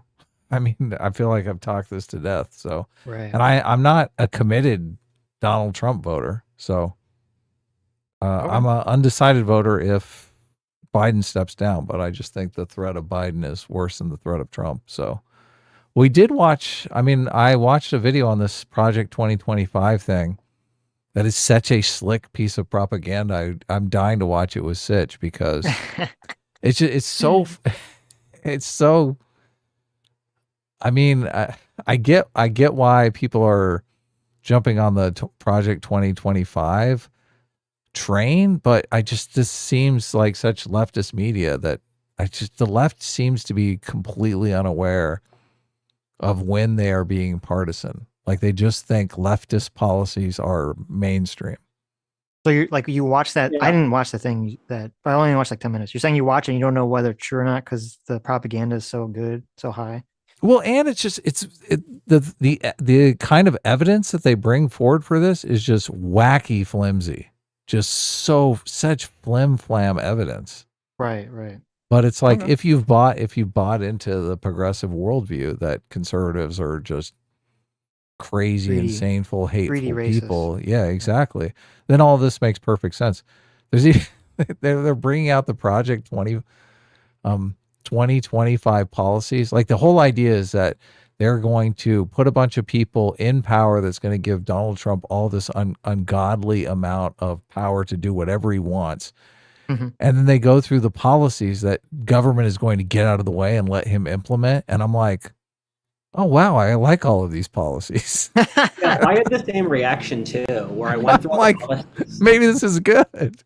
Yeah, and it was stuff like removing the federal bureaucracy and then replacing it with appointments by elected officials. And that was a big problem in the 19th century. It was just political corruption. I would prefer that to the current system, though. I'd prefer it to this bureaucratic, permanent managerial bloat.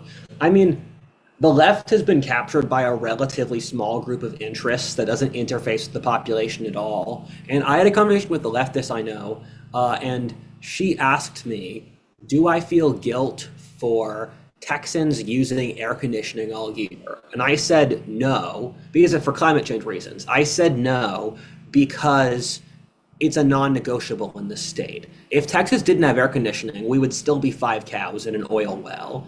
But the left just keeps spiraling into more and more delusion. And it's just, they have no feedback mechanism because their moral structure is whoever virtue signals the most is the best. And they don't have a feedback mechanism against it. And they've become concentrated among a pretty small demographic of the population that has no self-awareness. True. Short Fought Taku for 5 Canadians says, hey, Dev.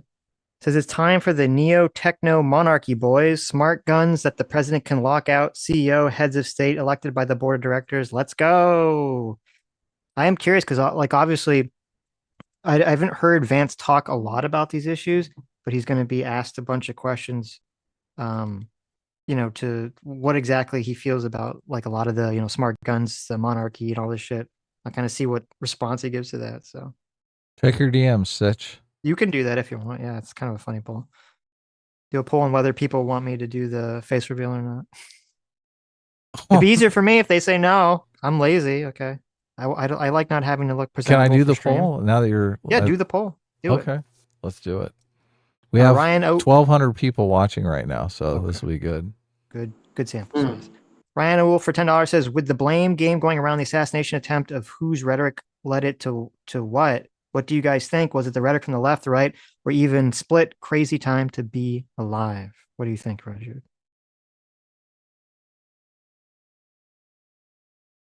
What do you think, Roger? Oh, sorry, you asked me a question? Yeah, in terms of like whose rhetoric led to if anyone's rhetoric led to the assassination attempt. I was zoning out. I mean, I don't have a good answer. I think it was just generic leftist. It was generic leftist rhetoric. I mean, I don't actually have a good answer. I would need to study the life of the kid and his life and like what he was about and what he was listening to. I don't really have good evidence on any of this, and no one will for the next month. That is a very wise and responsible thing to say. Yes. Hell yeah, that's a great don't thing know. to say. It's exactly what I said on Sunday. Yes. So one of the super chats asked me what the leftist view on racism is. I can actually answer. Dialogue always. There you go. Yeah. So is dialogue always a frequent? Oh yes, yeah, he's a fan of the show. Super Okay. fan. Yeah. In finger quotes. And What are you the talking left about? He is a super fan. the left has superimposed Marxist class relations upon race. In that, if you look upon Marx, classes are differing corporate groups in that they have a logic independently from other groups, and they exist through oppression. In Marxism, social relations can only occur through relationships of dominance. And so Marxism doesn't see capitalism as cooperation through consent. They see it as the ruling class oppressing the lower classes. So Yep. communism is no concept of consent, and I could make some horrible jokes here, but the so for their concept of race, whatever race is on top is the one that's justified, and the only relations that exist are relations of power. So either you put your people on top or they put their people on top, and they have no idea of cooperation in another kind of way. And so they view one of the weird things that's percolated across our entire worldview is that they split whites and blacks into uniform groups, and that's insane. If you went back to America in the 1950s, they'd be like, what? Whites are one group. We have Italians, we have Irish, we have Southerners, we have like regional cultures used to be a lot bigger in America, but they put whites and blacks, uniform groups, shared class interests. So we need to push these racial class interests at all cost, because having our people in power is the only important thing. So that's the leftist view of race. Okay. Sounds good. Ace Fadar says, AltHist, what books or studies do you know that show how political assassinations destroy a democracy? This is not a topic I have studied. You should. So I read a book called Everyone Lies by Seth Davidowitz, and that's a good book. And it did a statistical analysis of what happens after assassinations. And apparently people predicted that it would cause not that much, but apparently it actually does. I forget exactly, but it affects the nation's foreign policy. It affects its internal stability. And you would have to look it up because I read this back in high school. Okay. Luke Nagel for $5 says, what do you guys think of libs of TikTok doxing and getting people fired who said positive comments about the assassination attempt? Where are you on that free speech conversation, Red? Man, I mean, just like society's so cooked today. I have a 20-page website that exists to dox me. And I just didn't wish politics had come to this. But once you get to a certain point, when your enemy does something, you don't do it back, you're being weak. And there's a thin line between weakness and wisdom. And if the left dox people, the right should dox people back. At least I think that's something that you have to do. But like, this is just fighting dirty. Like, it's not. I wish we could make a collective agreement to not do this sort of thing. Okay, so it's like you wish we wouldn't have to, but you're in favor. Well, Yeah. like It's let's like separate a- like doxing, but also like trying to get people fired, right? Those are two different things. Yeah. I mean, I think at this point, most employers are either. I know that's a massive overstatement. I was going to say most employers are either right or left wing, and people have sorted into their political group, but I don't think that's actually true. And I think I really like people like Jordan Peterson are against anons, and I think that's insane. Like I think, and I have a friend who's a rightist figure who's against anons, and we're at a point where there's just so much of the right are anons that to get rid of anons, you're just removing such a huge part of the biggest right-wing influencers. I think about a third are anons, and so I was watching a video by Uber Boyo, and Uber Boyo said he was quoting Oscar Wilde with his argument for anons: "Give a man a mask, and he will tell you the truth." I think anons allow a level of transparency because let's say you're a conservative living in New York City. You work for an advertising firm. You have to hide that you're conservative. And being an anon allows you at least some expression of your political ideas. Or imagine if you're a leftist in Lubbock, Texas, which is the same issue. Okay. Thanks so much, JMac, our surrogate father, for the 50 gifted subs. Thank you. Yeah, that's great. Until they make I- some sort of legislation like doxing is always going to be an issue. Yeah, Like exactly. as soon as you start throwing people in jail for doxing, then things are going to change pretty quick. So Ironically, this is comparable to the Roman Republic, where you had this huge thing where you would have anonymous writers, and because the Roman version of posting was dropping papers in the town square, and so that, or not town square, like writing articles and then having it spread around, and so you had this huge anon issue, and Emperor Augustus made anons illegal, and Emperor Augustus actually, he was a very tame dictatorship. It was a pretty free dictatorship, but he said, I want to know who the Anons are, and I won't prosecute them. But the fact that we know who they are means that they're going to start talking less reckless. yeah, I think that's true, obviously. Mr. Bro for £2 says, yes, I need a short fat otaku Rudyard stream collab. Oh, there you go. Look at that. Someone asked me who my favorite alchemist is. Yes. Who's your favorite alchemist? John Donne. He was the scientist and philosopher for Elizabeth I. He would commune with various spirits and demons. All the creators of modern science were originally mystics. Isaac Newton dabbled in the esoteric and the alchemies. Francis Bacon and Roger Bacon both did. Galileo both did. Anyone you could throw a dart at in early science did that sort of thing. Mm-hmm. Mr. Broad says, for Rudyard, Scotch Irish is the American term for the Ulster Scots, right? The ethnic group in Ulster descendant of Scottish and English settlers. Yeah, so in Ireland, actually, let me just pull this up. This is an authentic 19th century map I have. It's an ethnic map of the UK. So you have the indigenous population of Ireland. I'm half of this. And then the English went through a settler colonialist phase to wipe out this area.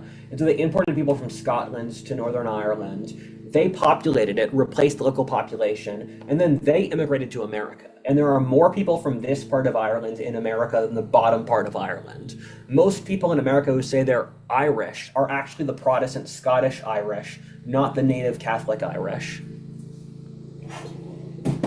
Okay. They're a huge part of America. There are more of them than there are black people. There you go. Interesting. And they're the majority population of Missouri, Kentucky, Tennessee, West Virginia, Arkansas, a lot of Texas, etc. Mm-hmm. Mr. Rosser for £5 says, for Rudyard, not trying to be facetious, but what happened to the war on the internet? Did nobody Destiny want to debate you? I was so excited. I mean, it failed. That's the easy answer. And no one wanted to debate you? Yeah, there wasn't a response to it. Wow. And so I had debated Vaush already, and Destiny had agreed to debate me beforehand, and Nick Fuentes had also agreed to debate me. So 3 of the people I had either debated already or had agreed to debate me. But for whatever reason, it didn't work. And it is what it is. You shoot certain shots, etc.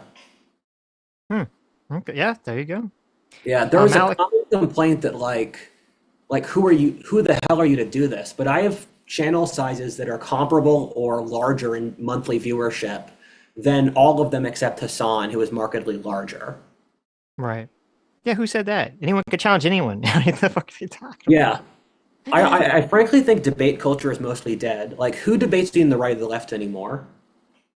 Yeah, like the old debate bro stuff is gone. But I mean, I don't know. Are Destiny you seems guys like he's the always only hard up debate to bros? yell at people. So, but Malik for $10 says it's beyond a stretch to think Rudyard is a moderate. How do you feel about that? Whatever frame you use is your choice. I mean, according to someone on the hard right, I'm a moderate. According to someone on the left, I'm a fascist. The world's not rational anymore.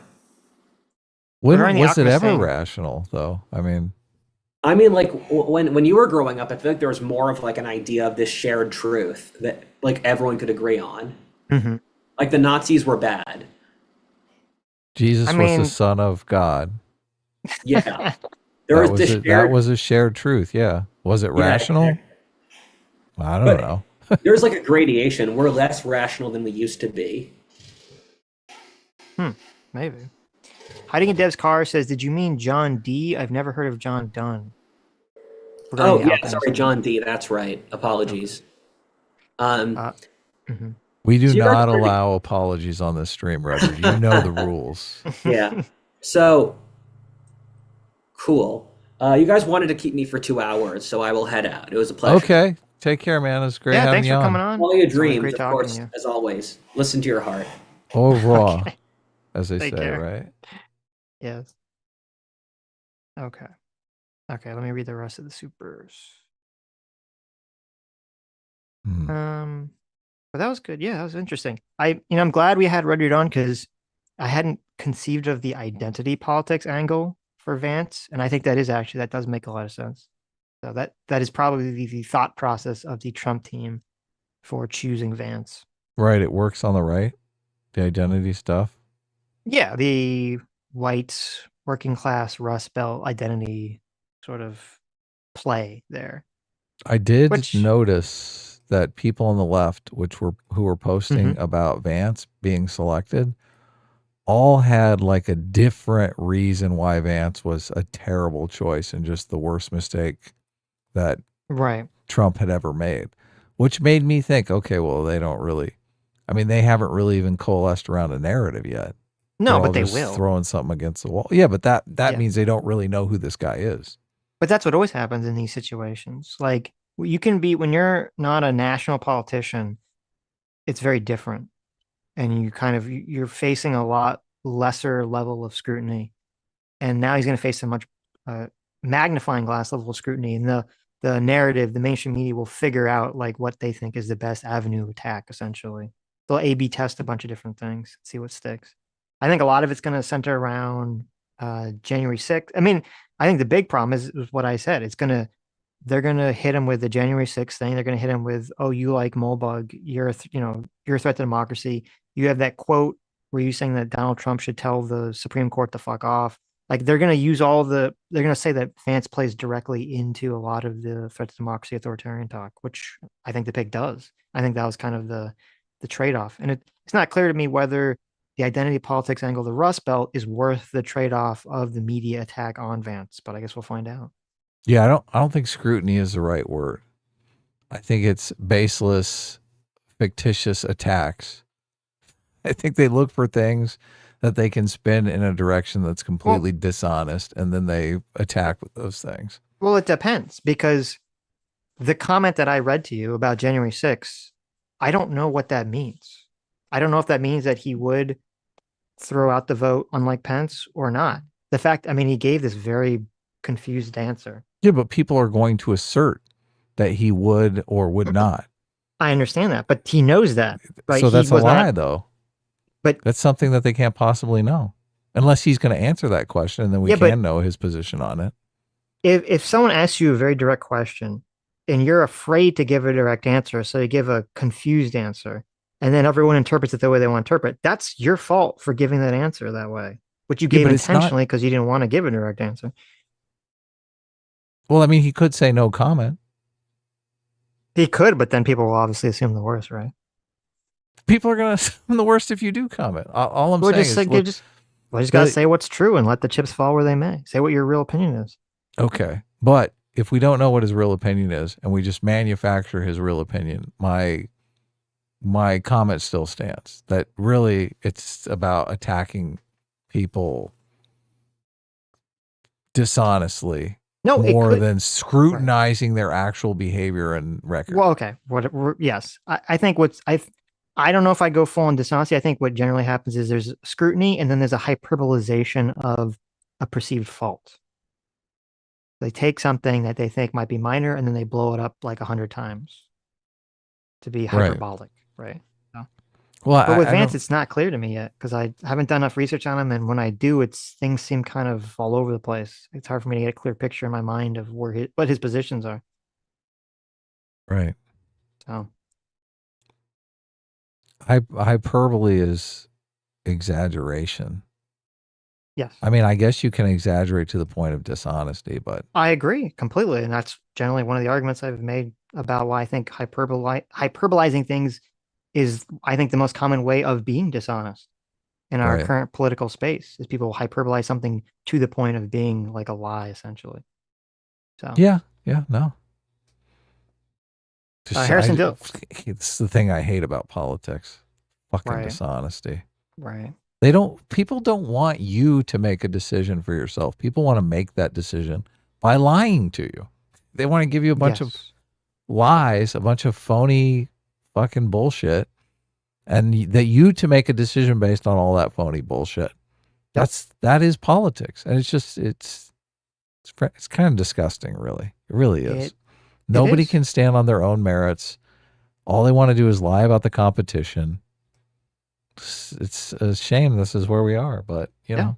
I think that's unfortunately the way it's always been with politics. Because you're trying to Maybe. appeal to a broad coalition as possible, so. Maybe. Look, and I do think people who adopt a aspirational tone, I think this is why they win. People flock to them. They're like, oh, look, finally someone not being a dishonest piece of shit. Right. Yeah. Well, I guess the opposition would say, well, they're being dishonest because they're making promises they could never keep, but at least they're not lying about the fucking opposition. Is it kind of fucked up that, like, I don't know if you could have, I don't think you could have a VP candidate who, obviously Trump wouldn't choose a VP candidate that would say, no, I would not throw out the votes on January 6th and, last time. Like, obviously Trump would not have chosen him if he had said that publicly. I don't know. Yeah, I don't know. Harrison Dill for $5 says, Adam. Oh, I read that one. Let's see. Ryan. I read that one. Fondue for $5 says, I don't remember the channel, but they were making the case that the U.S. is more like Carthage and Russia is the closest nation to Rome today. Oh, interesting. Fondue for $5 says the DA for Kyle Rittenhouse said on a podcast that he would have dropped the charges on the attackers had Kyle died. Yeah, I remember that. That was we covered that. We did, yeah. Banger. What was Binger? Yes. You fuck said I look like him. I remember. I never forget. You kind of did look a little like him. Okay, listen. Yeah, the same like facial hair structure. So look, I claim to be 20% soy. That guy was at least 60% soy. So I'd say he's at least like 90% soy. But get it straight. Yeah, you're right. It was way more soy. It is. It's interesting because how obviously we're like a lot of institutions and a lot of like the public is still insane, but like the level of insanity of the left during the BLM stuff was so bizarre and so crazy. Just the fever pitch of that like religion in people's brains. So. It so bugs people on the right that the left does not acknowledge any of the violence on the left. No, right. It drives them fucking crazy because they keep coming out and saying like people on the right are the violent ones, and everyone's going, well, show me who on the right is violent. Yeah, right. Or just they always complain about like the cult fever that Trump creates, which he does, but they ignore the cult fever that the left has been like, cultivating, growing like a mold, for the last 10 years or so. And that BLM stuff was like the height of it. It was just totally wild. You had the fact that we had like cities burned down, that we had these multiple socialist Chaz zones prop up and people just kind of shrugged at it. Like, that's fucking crazy. If that level of rioting and protest was happening on the right, the reaction would have been so different. Oh man, they would have lost their minds. They would have been like, oh my God, it's fascism. It's finally here. Yes. If all that rioting had been like some pro right-wing cause or been anti-vax or anti-lockdown or something, like, yeah, this reaction would have been so different. That's the big threat that you guys all have to keep in your mind, is that when you agree with a cause, it's so easy, or you agree with a philosophy or some element of a philosophy of a cause, it's so easy for your brain to just push it away as not being like a threat or a problem. And to just have the complete wrong threat detection. Like, your threat detection just goes out the window if you align with like the team that's doing the bad thing. So that's what happened with the left with the BLM stuff. Adam Gadball for $2 says, quote, the electricians union has all the power. There you go. It's a good pun. Oh yeah. Such Metal loves Face puns. Rose for $10 says, theory, we are so divided because we don't have a universally loved music anymore like the Beatles or Queen. Solution, we all start listening to music I like and we all unite in our love of MF Doom. There you go. That's the real problem. Well, look, that there's some truth to that we don't have real shared culture anymore. That is So true. Or cultural entertainment, yeah. That's a little true. I agree with that. Because everything's so, there's so much entertainment that everyone could just like whatever. So. he looks nothing like me, Sitch. I don't know what you're talking about. Chat, what do you guys think? Do you think that guy looks like Adam? What do you guys think? Everyone's saying yes. No. Anonymous Coward for $2 says drink for every Molbug mention. There you go. You guys didn't Lethal get Train. drunk, did you? There you go. You would, yeah. Lethal Train for $5 says Vance is going to humiliate Harris in the debate. It's going to be a cringe fest. I would expect that. Yes, I would expect that. Why? Because he's a man? Is that what you're saying, Sitch? That's why, yes. Because he's a man? Because he's a man, yes. No, Binger's facial shape is different than your facial shape. It's just the hair and it's just the hair and the facial hair kind of. Yeah, totally. A similar vibe.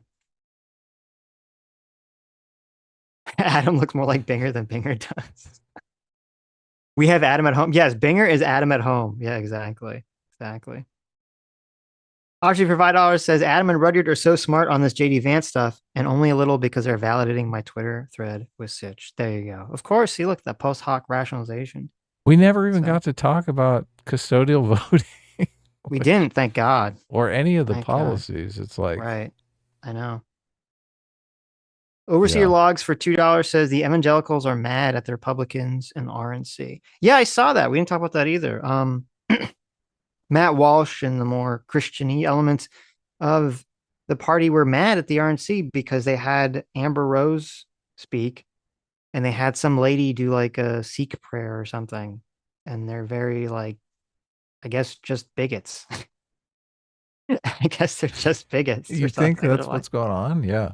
Well, with Amber Rose thing, it's not bigots. They're just like, oh, she's degenerate. She has like a face tattoo and I guess is sexy or whatever. I don't know much about Amber Rose. I didn't listen to her speech either. It's so stupid. It's all like, oh, how dare we try to appeal to like young people. And then the Sikh lady, I saw that Local Distance had this long thread about how like she's done all this like great work fighting it back against wokeness and it did a lot of like the lawsuits against a lot of like the woke shit, like all the things the right should like. And it is kind of disgusting, I guess. And I just think completely fucking bigoted if Matt Walsh or any of these people are like, oh, you had a woman do a Sikh prayer. So it's like, that's not Republican-y. Like that's just bigotry, right? There's no other way to frame that. Yeah, they think the Republican Party is a Christian party, which, fuck them. I actually hope the Republican Party grows big enough that they can kick those assholes out. Right. But I saw a lot of people defending her, and so that's good. Malik for $10 says, I don't know shit about JD Vance, but the mainstream media told me Biden is fit and healthy 3.5 years ago. So if they say he's evil, he might be Nelson Mandela. Yeah, and that's basically the way a lot of people kind of perceive this stuff because the media has shot its credibility. So that's something we didn't even mention in that. Yeah, that's true. That plays into the credibility. Wait a second. Yeah. You just told us that Biden was fine, and then we saw the debate. Yep. M8566 for 8 months. Thanks so much. Says, hey, Sitch, have you been keeping up with the Jewish conspiracy theories? The Jews invented communism, started World War I, ended 9/11. Now you know. I haven't been keeping up with the Jewish conspiracies because I don't need to, because they're very simple. It's the Jews did, and then insert every bad thing that ever happened in the entire world, right? That's every Jewish conspiracy. So we're behind it all, baby. Horrifying. Anonymous Cow for $10 says, screw Destiny. He blackpilled himself over optics, and now he won't be taken seriously about fascism unless he acts like this. I might even respect the horse lover more because at least it's funny. Yeah, I think you're right. That a lot of that's what's going on here. Yeah, he definitely leaned into the cruelty, which is what I think makes Vosh and Hassan popular is that, there are a certain demographic, usually young boys, who like cruelty. They just want to see cruelty. And What's Destiny leaned into mhm. it. He used to, I mean, it's interesting because that used to be like his brand, and then he tried to move away from it, and then now I guess he's moving back into it. So, Yeah. Val Van Gogh for $20. Thanks so much. Says historically, left and right is a spectrum of identifying political systems by their structure. Racism is a characteristic that gets associated with communist regimes as well as regimes on the right. Okay. Nicholas O'Gorman for 5 Canadians says the Fall of Rome tea leaves reading was a bit much, but have been enjoying the summaries of these niche modern right figures. Do Mike Ma next. There you go. Toxic Monger, the Hateful Brew for 10 months says, Hi, Adam. This A team is pretty cool, much cooler than whatever an S class is. How dare you? Look at that. Ready for the Acolyte. That's right. The final episode of the Acolyte is tonight, everybody. The final episode. We will be doing a reaction to it as soon as it ends on How to Kill a Franchise. And I our other do, channel. yeah, the link in the description to our second channel. Our second channel is monetized too now, so you guys can super There you chat. go. And I do think I've been watching a lot of these other videos, and I do think I made a prediction that the Green Lady was going to be pertinent in the Sith thing, and I do think it's kind of trending in that direction. Yeah. I mean, she's going to be important to something, right? They keep showing her for some reason. She's got to have some involvement. So Yes, of course. yeah. Though I don't know. I feel like there's like too many loose threads that I can't imagine them all They being tied cannot up. wrap this up tonight. This is going to be a fucking shit show. Unless they're going to try to do some bullshit where they're like only going to answer like a handful of stuff and be like season 2, No, they're not getting nonsense. a season 2 though. This is doing worse than Andor, and Andor's like their least performing show. Come on. Right. No, I'm not saying it's going to get, but when they wrote it and filmed it, they might have been expecting a season 2.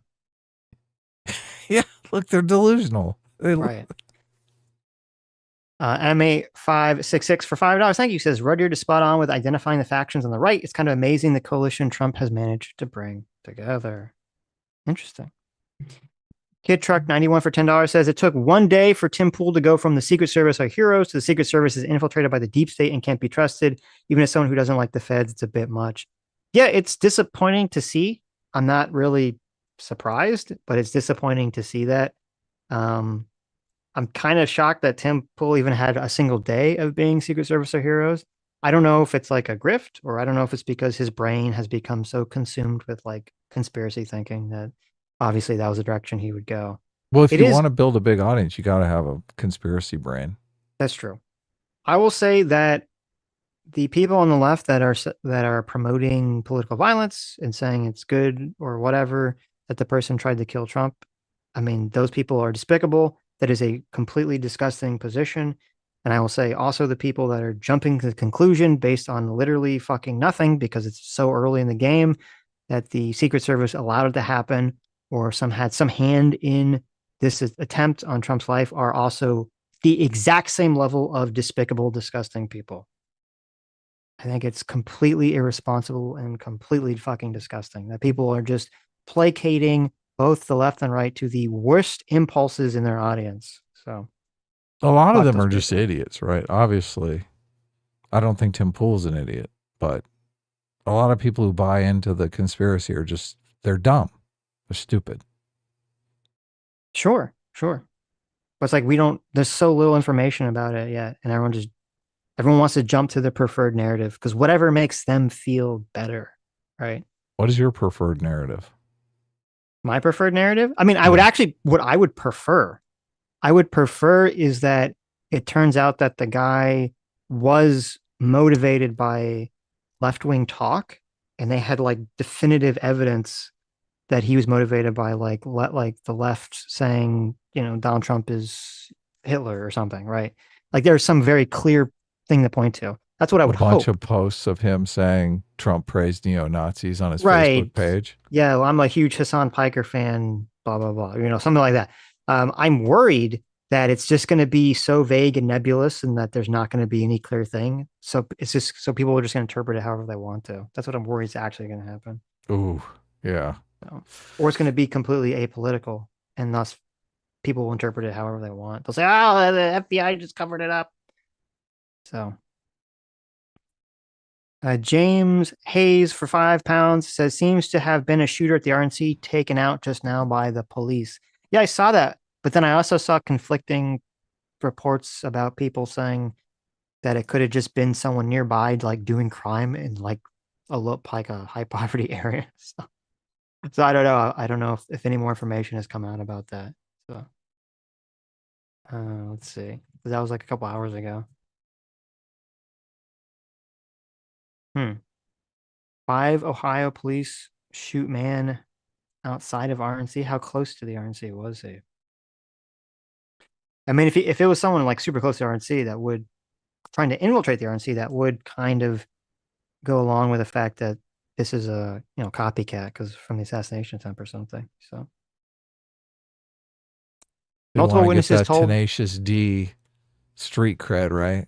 There you go. Acolytes Did you see that from Jack Black apologized for that and they canceled the rest of their tour? I did, yeah.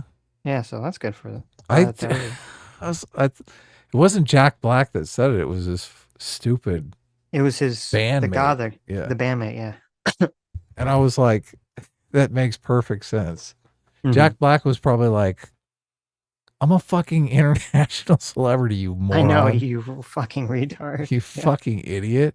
Yeah. Like, yeah, we can talk about that while we're getting high in the fucking band room. Right. Don't say it on stage, you. Multiple witnesses told the Milwaukee Journal Sentinel that the man who died at the scene. Well, let me finish the beginning. 5 Ohio police officers shot and killed a man early Tuesday afternoon about a mile. It was like a mile away. About a mile from the RNC convention security perimeter. The shooting took place amid heightened security.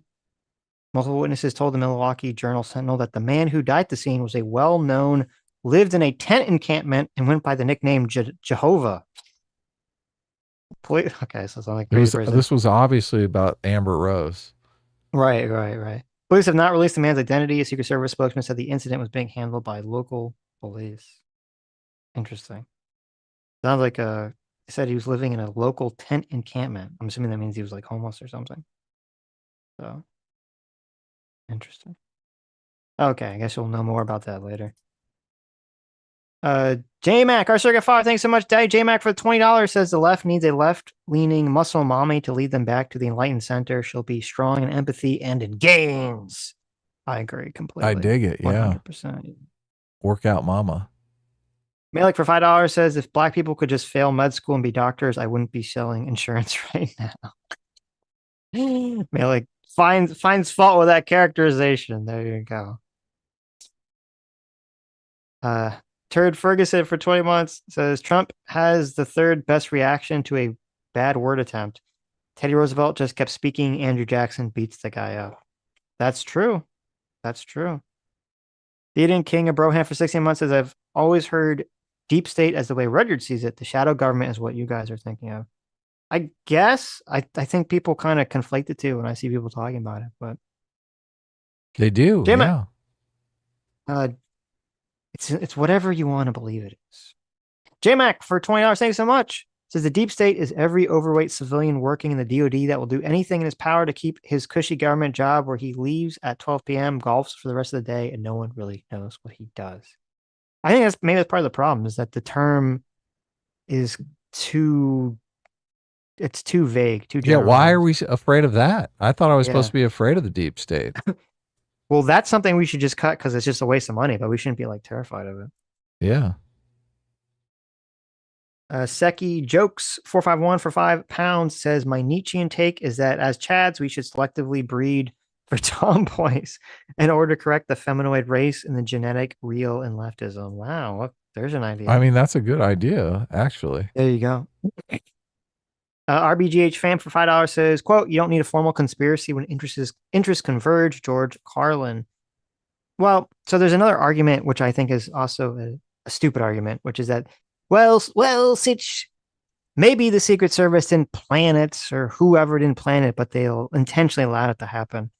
That's is equally as stupid because, again, that comes up with the problem of if their motivation, if the people's motivation is that they don't want Trump to win, then they know that an attempt like this, if it doesn't succeed, just further helps Trump win. It doesn't make any sense that you would risk it. And this is like the most filmed American assassination attempt on like in existence. You have a shot of Donald Trump speaking as he gets shot. You have a shot of the shooter doing the shooting, and you have a separate shot of the counter sniper killing the guy who's shooting at Donald Trump. We have all this footage, and the guy, you could look at it, you could see he like takes that guy out so quick, so quick. Like I think people don't realize, like if you've seen the video, Adam, you can hear the shots, and you hear like 3 shots, and then there's like a second pause, and then you hear like 4 shots very quick. I think people don't realize that the 4 shots you hear very quick, that's the sniper killing him, right? Right. And so it's like that's the reaction, Secret Service sniper, right? And people that know what they're talking about, they talk about how you can see that the sniper, his scope was set up for like a longer distance of like field of range, the cover, and that when the shots happen, he immediately changes the setup of the gun to the mid range and takes the guy out in like 2 seconds, and which to me seems very impressive. So it seems highly unlikely, based on that you would have a situation where like, oh, he just let it happen, right? As opposed to, no, there was just a massive fuck up and a hole in the security, and the shooter just compensated. Now, I will say that the Secret Service lady, now this is where the DEI element might come into it. The person who's the head of the Secret Service, they gave an interview with ABC, and their response to this was so fucking weird and stupid and nonsensical, which was that like, because they asked like, well, why wasn't there someone on the roof? And they made some comment about like, well, the roof was sloped, so it wouldn't be safe. And I don't even know what the fuck that's supposed to mean. They mean someone fall off of it? I mean, that doesn't sound like it. That doesn't make any sense. The roof didn't seem that sloped. I've heard getting shot at by snipers is not safe too. Right. Yeah. I'm like, what? Like, it was just such a weird fucking thing to say. They're like, what is that even? I don't even know what the fuck that means. Woman on a sloped roof? Are you kidding me? And these heels? Yeah, it's just like weird. But to me, then again, that's a further evidence that this wasn't some kind of plan from the Secret Service. Because if it was, they would have had like a much better answer to all these questions, because they would have had time to prepare answers. As opposed to this, everyone's acting like they were caught with their pants down, which makes me think, well, then they were caught with their pants down. So, yeah, if there are short resources, I mean, you kind of gotta pick and choose. Best case scenario, you've got enough resources at every potential place a sniper could go. You've got someone investigating, right? Well, if the reason for that was because they were literally short on resources, which I think is highly possible. Yes, very possible. Would they admit that? That maybe not, obviously. Right. I don't know if they'd want to publicly admit that. They wouldn't, because reasons, yeah. A lot of people then immediately they accuse them of being short on resources because they don't give a fuck about Donald Trump. And yeah, that would be just as bad, right? Yeah. Yeah. I mean, a lot of people are already making that insinuation. They're saying, well, that could be true. I could believe that. There was an accusation, which I guess when we investigated, that they asked for additional resources, and whoever it was I think the Biden administration, someone in the Biden administration has that say, and they didn't give them additional resources. And if that's the case, obviously that's going to look really bad for the Biden team. So yeah, they call it a full package. So the question is, did Donald Trump have a full package? That is a good question. He claims he does, but there you go. There's been accusations made. There you go. Toxic Mix for $20 says, Destiny has completely lost me. He used to be one of my go-to for checking my views against. I'm not interested in building a bridge to someone who'd laugh if I was thrown off of the bridge. Mass off clown. Yeah. That's sad, but yes, that's definitely what happened. So Jorg445 for $10 says, cringe, but Destiny legitimately lost me dancing on the grave of the dead spectator. Contrast between a man shot shielding his child and a man who sees his son 3 times a year couldn't be more grotesque. Yeah, and I think that was even like worse for, obviously, people cheering on Trump dying is bad enough, but then cheering on or making fun of the guy who was not Donald Trump, but was just a guy in the stands behind him dying is like on an extra level of gross. So Yeah, we would categorize him as an innocent bystander. Obviously, Destiny is not categorizing him as an innocent bystander. He's saying he had it right, coming because right, he went to a Trump rally. yeah, yeah. Ooh, that's That's just, yeah. Kid Truck 91 for $5 says they don't care about someone being an expert unless it's an expert that agrees with them. It isn't about the merit, it's about the position of power. Yeah, I agree with that. I agree with that. Val Van Gogh for $20. Thank you. Says, do you believe that our three branches of government stay balanced at all times in history?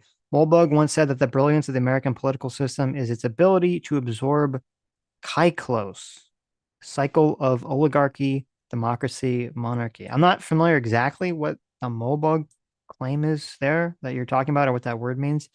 Um, but no, obviously, I throughout our history, the three branches of government and who has power or who has more power shifts over time, but it goes all over the place. So Yeah, obviously, of I think course. yeah. So there have been times I'm sure when the president's been more and more powerful, the courts have been more powerful, and the Congress has been more powerful. We're in a time period where I think actually Congress is an all-time low for power. We probably have the weakest Congress we've ever had in 50 years, but it's by choice. It's because Yep, they're all afraid to pass legislation. So, yep, yep. That's, so,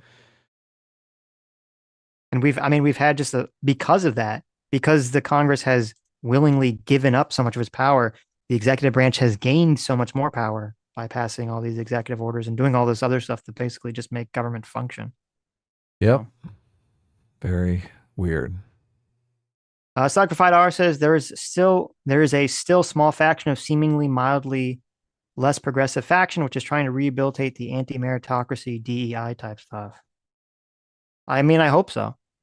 What we need is we need that thing I said. We need a strong, charismatic man. Probably help if they were not white, just for the to dodge the racism accusation.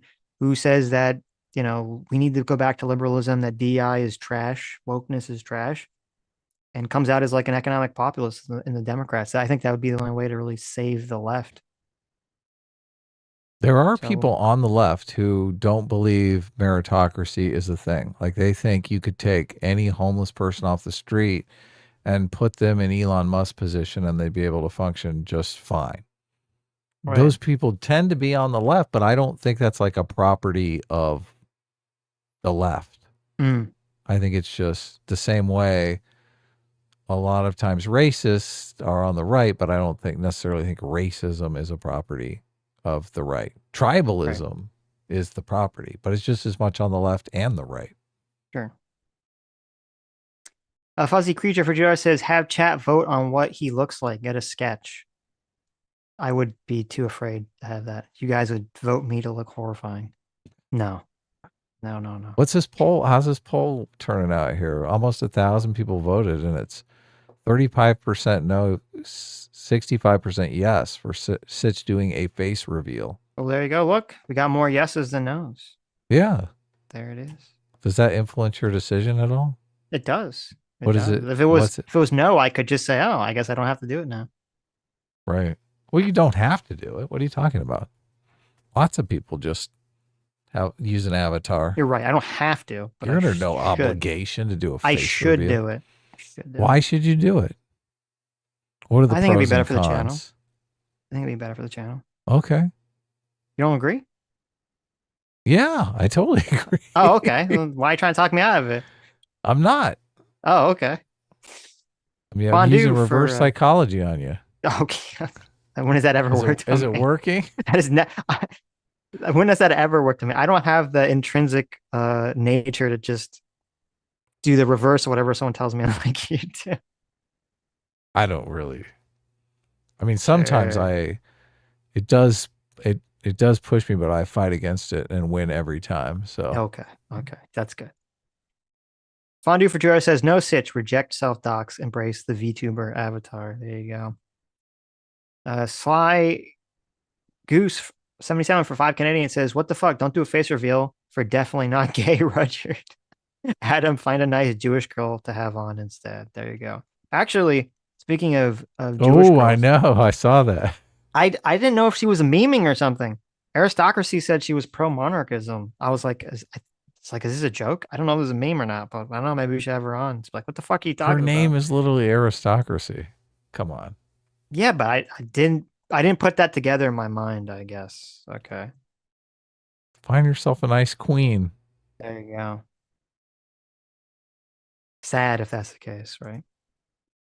I Um, mean, I think it's funny, but there you go. Red 473 for $20. Thanks so much. This gentleman, one policy in the 2020 Project 2025 is eliminating the NFIP. What is that? who knows? National Flood Insurance Program? I have mixed feelings on this since it subsidizes flood insurance in high hazard flood zones. Eliminating it would be a capitalistic way of mitigating climate damage. I'm gonna be real. I probably should know a lot about that because I live in Florida and I'm sure that's like a thing, but I don't know that much about it. I know Haha, bitch, you lost your flood insurance. in Florida, like there's a huge problem with getting insurance. This is what's so weird. Okay. The property values in Florida are like astronomically inflated in a bunch of cities, and they just keep going up and up and up. But the insurance companies are all running like for the hills to be anywhere near associated with Florida. So it's very confused. Like the market is sending very confusing signals about the dangers of storms and climate change in Florida. Hmm. I mean, they seem to be in sync. If insurance companies are running and the price to replace homes is skyrocketing, I mean, wouldn't they run? I guess you're right, but I mean, in terms of the property values of like you think if there was a fear of climate change damage in People would Florida, want to move there. there wouldn't yeah, the property values But, wouldn't be like going through the fucking roof because everyone's trying to move here and but buy property. So this is why they want to get rid of this nationalized flood insurance program, because I think they're the providers of last resort. So you can get flood insurance from the government, even though probably nobody should be offering flood insurance because the possibility of a flood is 100%, right? It's just a matter of time. I don't know. I guess it depends what levels of climate change stuff you believe. You know, I have a friend of mine who said that he knows. I mean, he's not conservative, but he voted for Trump. I think he might vote for Trump again, but he did work with water management in South Florida, and he was talking about like how complicated and actually high tech some of the South Florida water management is that like keeps South Florida from sinking and going underwater. And from the work that he was doing, he was like, yeah, there's like no shot in 30 years that like South Florida is going to be completely fucked in terms of like livability. He's saying like the system's going to break down and they are going underwater, or they're fine. Yeah, no, that yeah, he was saying in 30 to 40 years, the system is not going to break down. It's just going to be overwhelmed essentially Right. Yeah. with They don't have flooding. enough pumps to pump the water out. Right. There's just, yeah, this, and he was saying that the real concern, he's saying not even like, not if like a giant hurricane blows everything away. He's saying the real concern is just that the water flooding problem is going to be such an issue and it's going to mix in with the sewer water. It's the sewage stuff, and you're Ooh, just going to have like poop oh everywhere. It's my going to be like a God. big fucking problem. You And I thought was like, hurricanes geez. were bad. Imagine the poop hurricane. Yeah, exactly. Exactly. He has a very bleak outlook at the whole thing. And it's funny because, like I said, he's like, he voted for Trump. So it's not like he's some like, lefty in that camp whatsoever. Well, So maybe getting rid of the NFIP is the way to go. why would that Abandon. help? Just so people abandon Florida? Like, Yeah, get the fuck out of there. okay. Okay. It's just like, this is my home. I mean, yeah, listen. This Look, is I my feel the same home. way about California. California's fucked. Everyone's leaving. It's Right. like nightmare crime now. Hmm. It just, but I don't want to look. I don't want to run. It's my home. I grew up here. Right. Tubby for $5 says Destiny is risking opening a Pandora's box of political violence. True. Very irresponsible. Yeah. Very irresponsible. I do think, look, there's a bunch of Destiny clones out there just trying to be Destiny. So True. this is why promoting political violence is outside the Overton window. This is Yeah. exactly why, right? Right. Do you really want 200,000 Destiny clones out there promoting political violence? Nope, but they will. Yeah. They will. Salty Triska for $5 says the left treats Project 2025 the same way the right treated the Green New Deal in 2020. The boogeyman held over the heads of voters. You were completely correct. Yeah. 100% correct. Yeah. You have a big document or a big thing that has a bunch of policies in it that's too large for people to read or know, but it sounds spooky. And yeah, they point to it and they say, look at the spooky thing they're doing. Yeah. 100%. I was watching some blogger talking about it and they had the spooky music in the background too. I was like, oh, give me a fucking break here. Just that's so dishonest. That is so dishonest. Of course. One Abaddon for 26 months says third opinion for Sitch, no face reveal, become a VTuber instead. There you go. Brian for $5 says, I keep hearing JD Vance is like a monarchist. Where's this coming from? I did a quick look up and he seems pretty new in the public scene. So it comes from the fact that, I'll be right back. right. So JD Vance and Peter Thiel are both like huge, supposedly, I think according to their own statements, they're huge Curtis Yarvin fans. And obviously Curtis Yarvin is big for being the weirdo, neo-Marxist monarchist guy. And so that's where that comes from. There's a weird, someone pointed this out to me on Twitter, which at first I thought like, oh, that's interesting. But then I looked into it and it's like a mistake. On Wikipedia, if you look up JD Vance's Wikipedia, there's a quote attributed to him where he says, the quote says like, oh, I like Curtis Yarvin, but I think the monarchy stuff is wacky. But then if you click on the source for that link or for that quote, it's an article about JD Vance, but the quote isn't from JD Vance. It's from someone else giving their own opinion. So I don't know. I haven't found anyone directly asking him about the monarchy question. So I'm sure that will come up now that he's been chosen for VP. Obviously, he's not going to say he's in favor of monarchy because that would be a death sentence to Trump's candidacy. But we'll see what he says in response to that question. L. Gadon T-Rex for $2 says, is Trump getting more popular? People are saying it. I don't know, actually, if there's been good polling that came out yet after the assassination attempt. Everyone's assuming his numbers are going to go up after that. And also, whenever there's the RNC, the numbers tend to go up historically anyway. So. Cybris for $5 says, just got a 3-year ban in DGG. I said he and DGG's chat brains have broken. I had a subscriber chat flare too, but recently called, but still got banned. Oh, that's unfortunate. Sorry to hear that. Wow.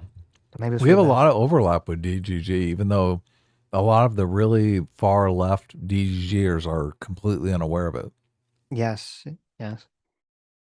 You've been keeping track of the polling. Has there been like good polling after the assassination attempt to see how that's affected Trump's popularity? Not that I really have looked at. So I don't think it's out yet. I think it takes yeah. a couple of days or I signed up to a couple of polling channels I've been watching, but I didn't have a chance to watch his videos today. Watch those videos today. Sammy G for $5. Hey, Sammy. Sammy says, if Sitch isn't in a suit like his little avatar for his face reveal, all right. There you go. Really? I thought you wanted me in a dress. What is this? You want me in a suit now? Come on. That'd be cool.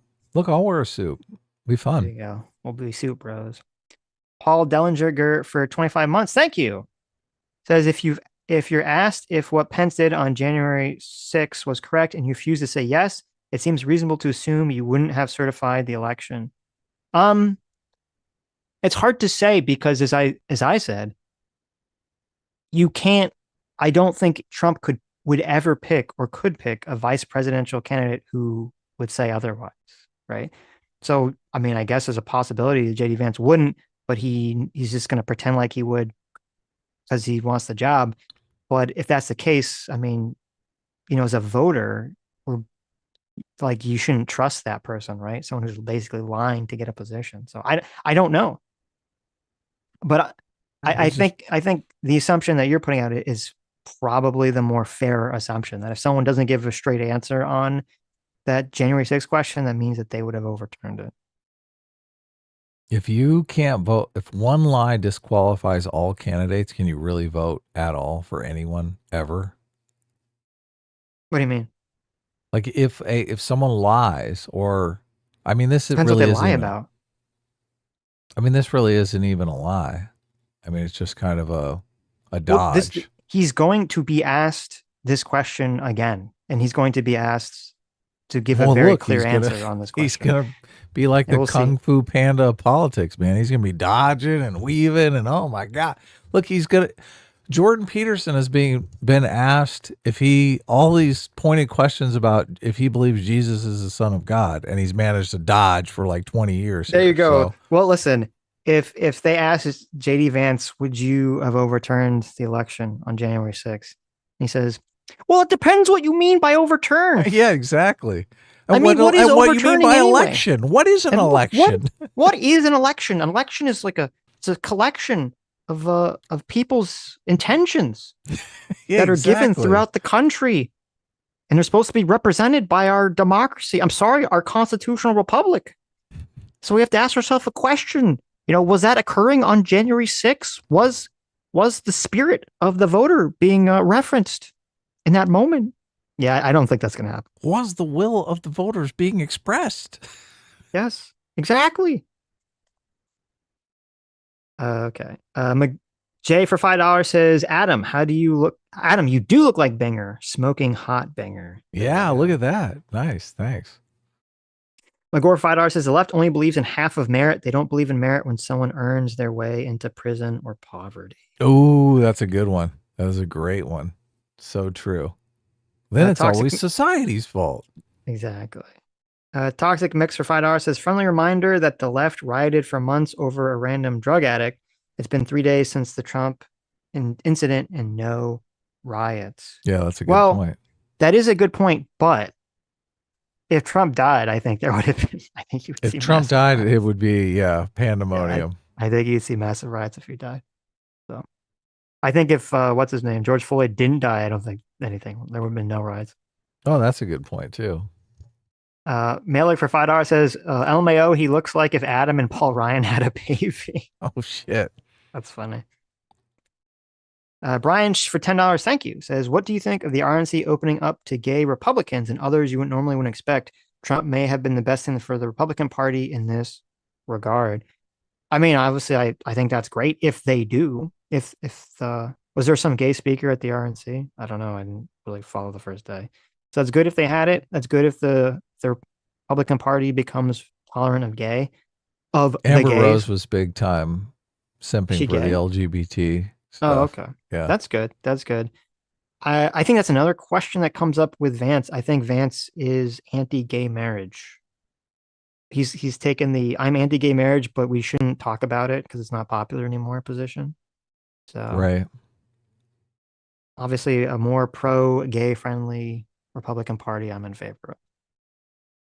I don't remember Hillbilly Elegy being particularly anti-gay. There is gay stuff in there, so. I'm saying I saw a quote where he said he's not in favor of gay marriage. He's in favor of, quote, traditional marriage. Okay. As they like to say. Would he make gay marriage illegal? I mean, that's. I said he gave the punt answer, which is that he's in favor of traditional marriage, but he thinks the issue is settled and we shouldn't really be talking about it anymore. Okay, great. Right. So Trump said he wouldn't ban a national abortion ban. That's true. Or he would veto a national abortion ban. Yeah. Did he say veto specifically or just wasn't in favor of it? He said he wouldn't sign one. Okay. So I guess that's good. That's not a veto. That's what do they call that? When they just don't sign it, they just let it die. Veto? Pocket veto. That's it. Yeah. Look at you. I know the terms. It's you. You've been watching the Schoolhouse Rock again. There you go. Sean Sullivan for $10 says, Adam, we are the kingmakers. Also, Adam lives in California, which always goes. I know it's this super chat is very mean. P.S. The Electoral College didn't have winner take all when the country was founded. It was proportional. Really? Wow. Is that true? I'd never heard that before. If that's true, that's crazy. When did it change? I gotta look into that. That's let's go back.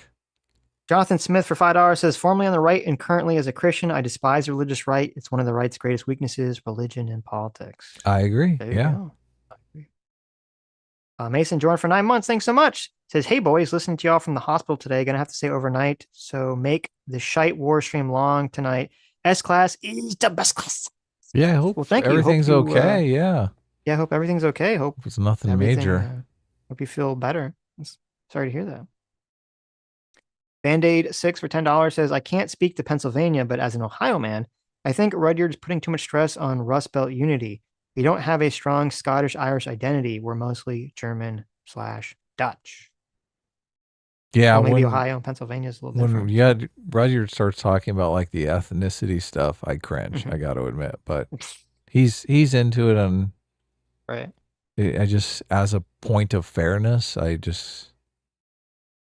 you can't really fault people. Well, I guess we'll find out what the public's reaction to Vance is. I am very curious.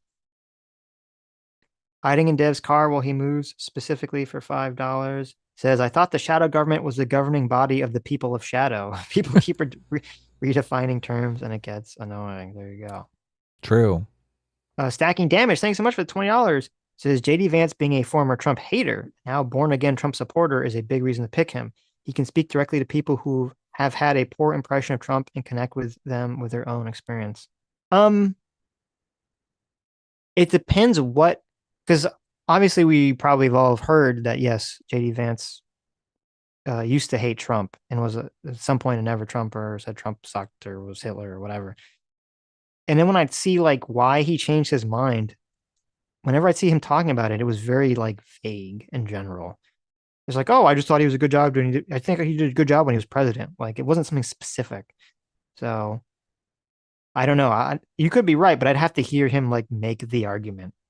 I think this is a great argument, and I don't think it's important that he come out and make some kind of logical argument why he's transitioned from anti-Trumper to Trump supporter. I think it's just showing somebody of high status that was able to go from being an anti-Trumper to a pro-Trump makes other people feel comfortable doing the same thing.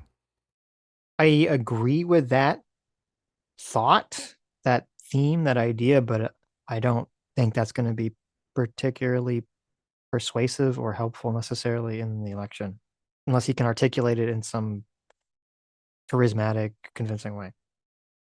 Articulate it in a charismatic, convincing way, I think would be good as well. But I do like this is a great point for picking JD Vance.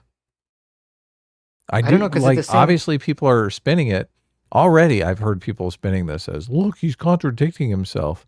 Right. And other people are coming out and saying, well, yeah, if you can't change your mind based on new information, you're basically an idiot. So this gives people that context that they can say, okay, well, maybe I had bad information about Trump and now I'm changing my mind based on new information. It literally gives them an argument to give to their families at home. Right. But that's the issue, is that there's a big, and we've talked about this a lot, there's the consistency bias.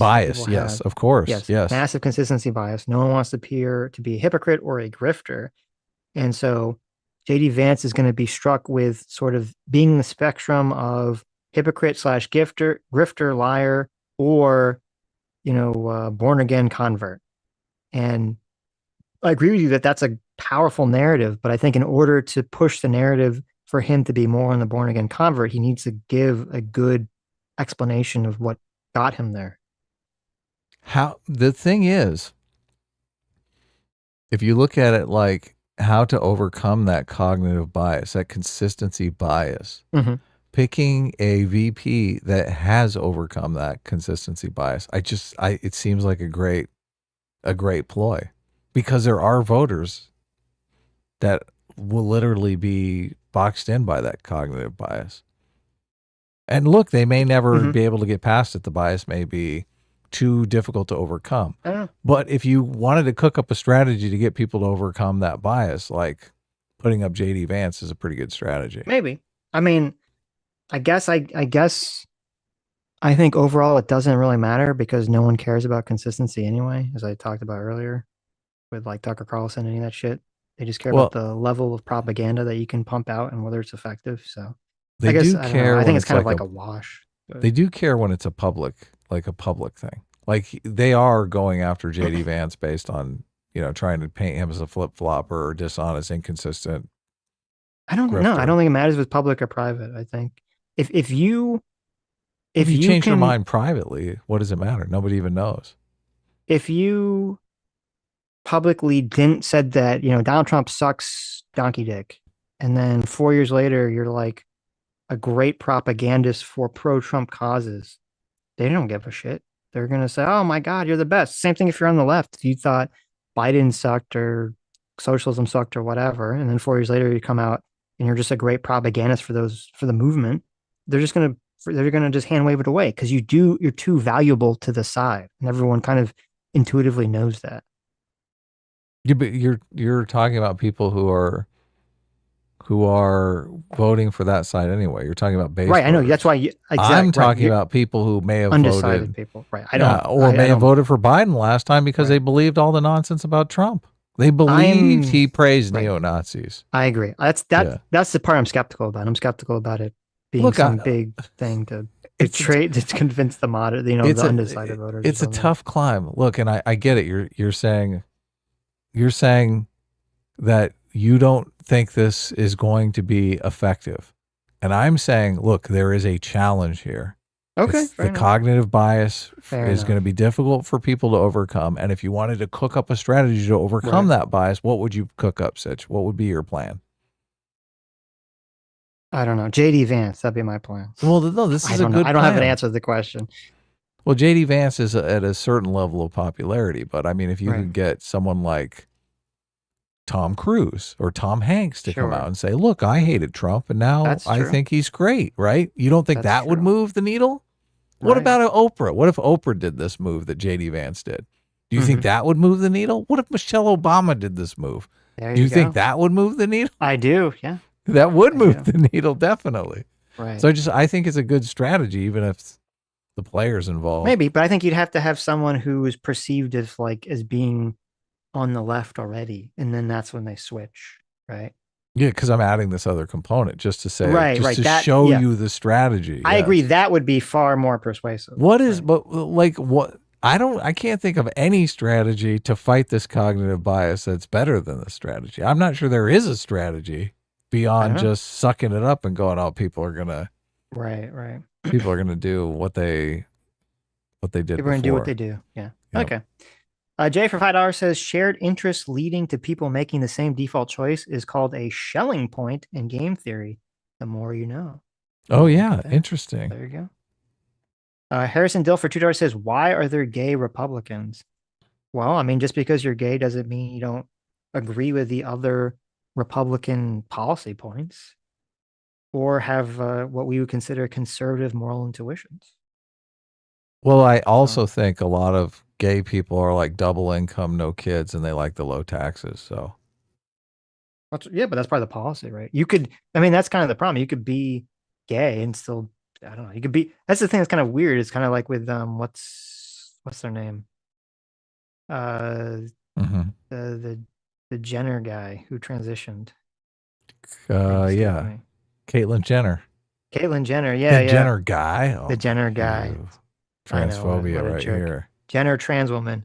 Yeah, I mean, it's still conservative. Like you can have conservative moral intuitions. You could have conservative policies that you support, low taxes, whatever, not liking the government, not liking XYZ thing, and still be gay or trans or whatever. It's definitely possible. So Stock for $5 says, no, I mean, these people want more DI and argue that merit isn't the right way to hire because, quote, there are other people that deserve jobs too. Oh, I see what you're saying. That makes sense.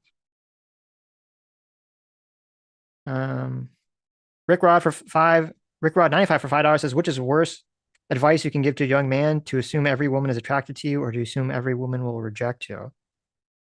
Oh, Jesus. Ooh, yeah. Neither one of those is a good path. Those are so bad. Those are both awful. I don't know. Yeah. I don't even know how to answer that question. I mean, which one is more destructive?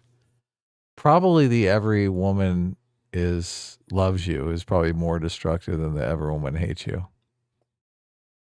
I don't know. I can't answer that question. I don't know the answer to that question. Luke Nagel for $2 says, can't watch Destiny more after this meltdown. Yeah, I think a lot of people feel that way. Ryan Schultz for 12 months. Thanks so much for being 1 year Free Will Seeker. Says Destiny when he calls for violence against Trump supporters. I sleep. Destiny when someone calls for violence against him. Real shit.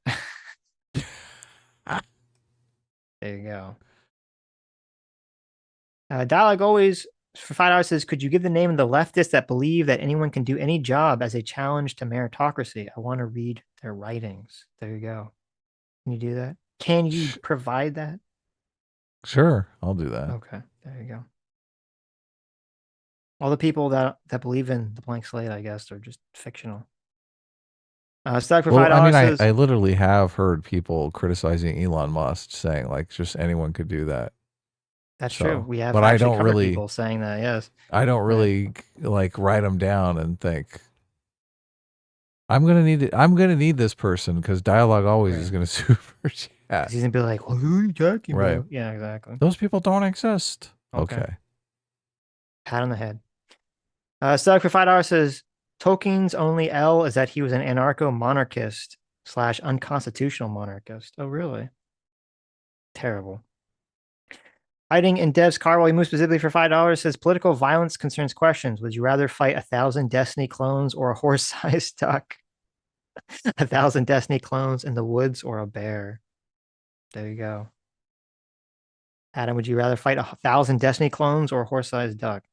Well, the Destiny clones, fortunately, are just on Twitter, so I'll take the Destiny There clones. you go. I like it. BW85 for $10 says the sniper who took out a shooter was on a different roof, not the team that everyone sees on video. The first 8 shots were all of the shooters. Single Secret Service sniper shot several seconds after at the end. Is that true? I don't think that's true.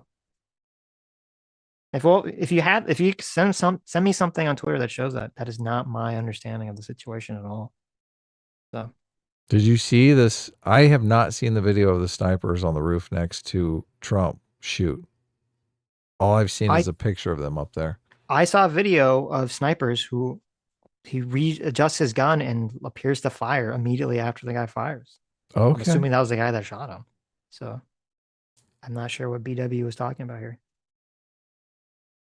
Kid Truck 91 for $5 says, to be fair, he just has to say it's not something he has to worry about because Trump will be leaving office in 2028, hopefully.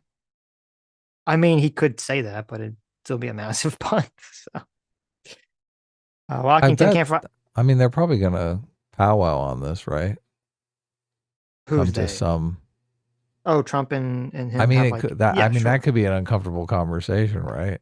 Because then all of a sudden Trump is like, "Well, you would have, right?" Right. I don't know. Yeah, you're right. You're not gonna be a pussy like that Pence was.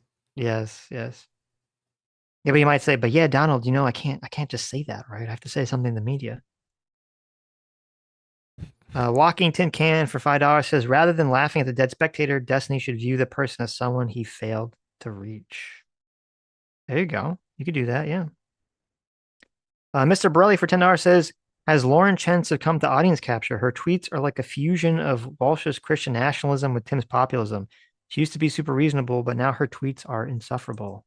I'm gonna be real. I get the vibe you're talking about, but I haven't really paid attention to her recently to confirm nor deny that opinion.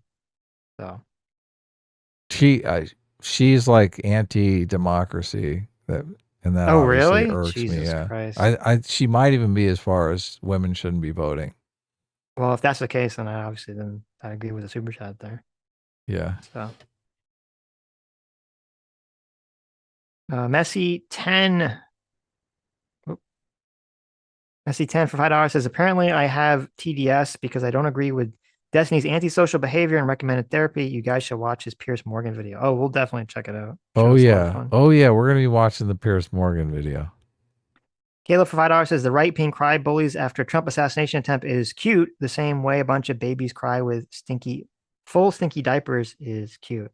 I think that you can have a scenario where anyone that made fun of Paul Pelosi getting attacked, you can call those people disgusting, subhuman, hypocrite pieces of shit. But that doesn't give you the right to then be like, oh, well, then therefore I get to be happy that some guy got shot in the head and died about it. So Well, a lot of That'd times be it's my different position on people too. Like there are Right. some moron on the right did that, and then they're saying, "Look, everyone on the right deserves this," that. Right. which Exactly. Yeah. is totally unfair, right? Yeah. That's Well, I like think if you're saying just, yeah. that's like saying everyone on the left is wishing Trump had died. Right. Exactly. That's what I'm saying. You can say, like, it's someone on the right that did say that. You say, hey, guess what? Go fuck yourself. You don't get to complain about any of this shit. You're a scumbag. But it doesn't mean Right. that you then get to turn around and be the scumbag, right? Those are two Yep. different scenarios. So, Which is exactly what's happening. which is exactly what's They're happening. like, Yeah. there was a scumbag on the right, so now I get to be a scumbag. Though the big problem is one of the scumbag piece of shits on the right who did make fun of, uh, Pelosi getting attacked Is being a was Donald Trump cryboy. Jr. So, Oh, it's okay. like, it's like the closest person to Trump who's not Trump himself. All right. Well, look, So, that guy needs to shut the fuck up then. yeah, yeah. If it's literally the same person, you can make that argument.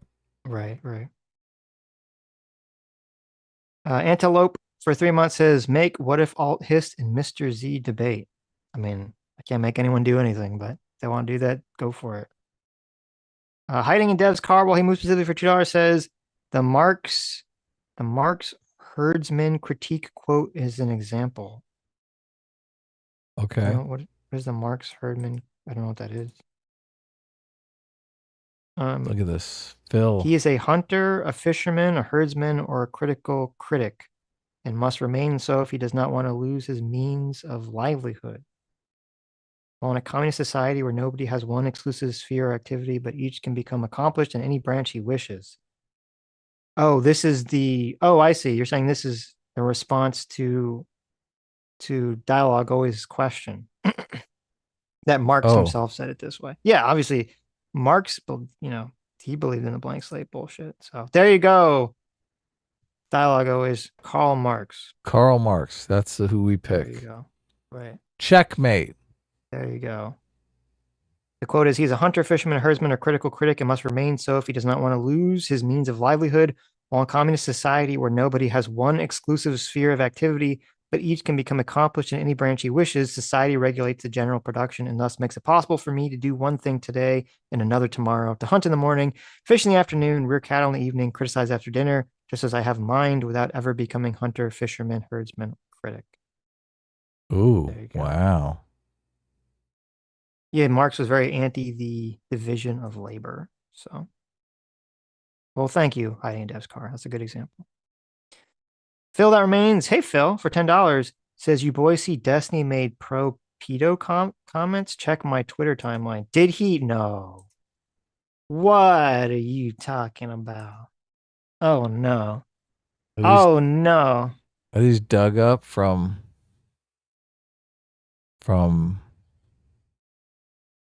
some other time? Or are they recent? Oh, this is July 14th, 2022.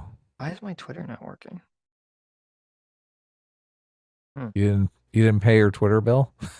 Guess not. Like the text loads, but like the pictures are just they're not loading in. How terrible is all this for the liberal label, Sitch? Just not great.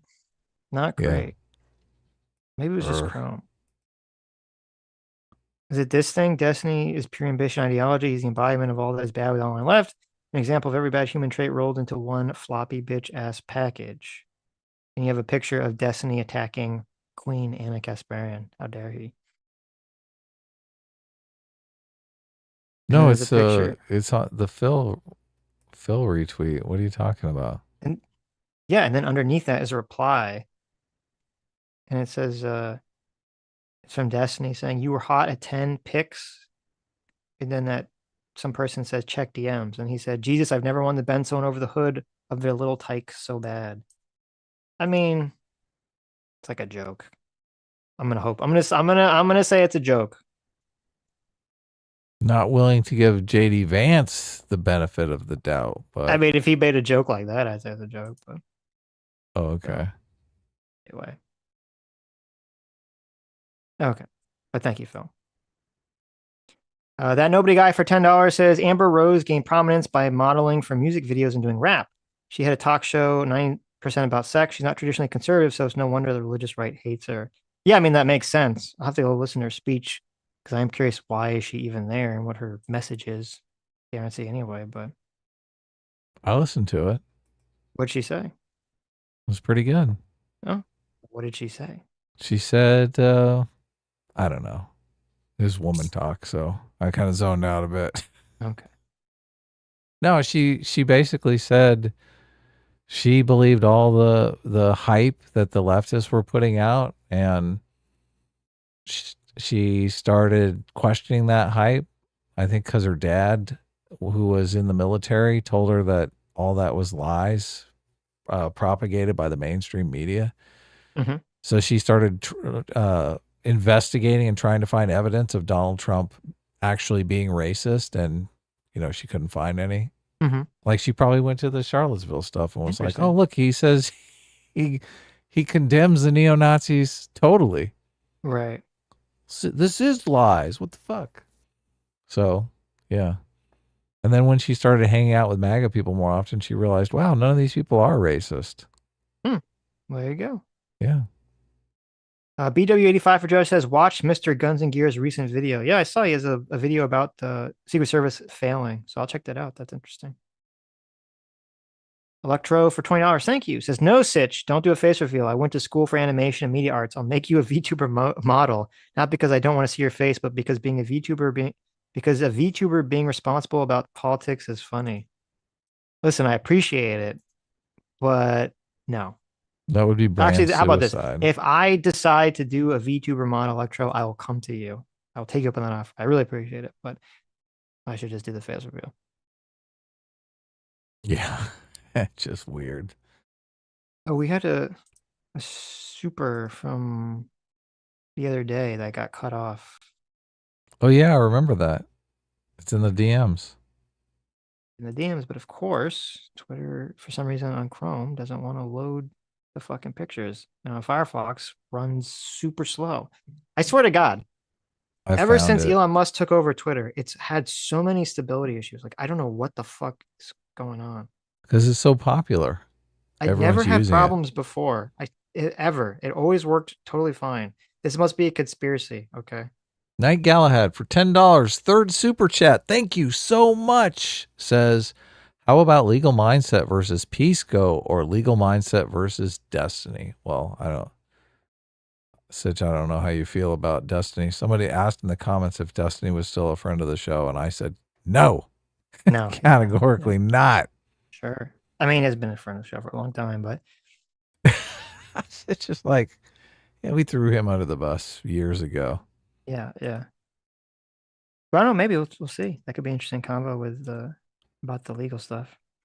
Where was I? Streamlabs. Sitch, you forgot me. Oh no, for $2. Says Gorosero. Gorosero, thank you so much for being 27 months free will seeker. Did I miss your Gorosero? Did I miss your like monthly membership or something? I apologize if I did. Joe Biden heard about this presidential immunity business and shot her shot. And in literally bigger news, Vito shouted out the comic.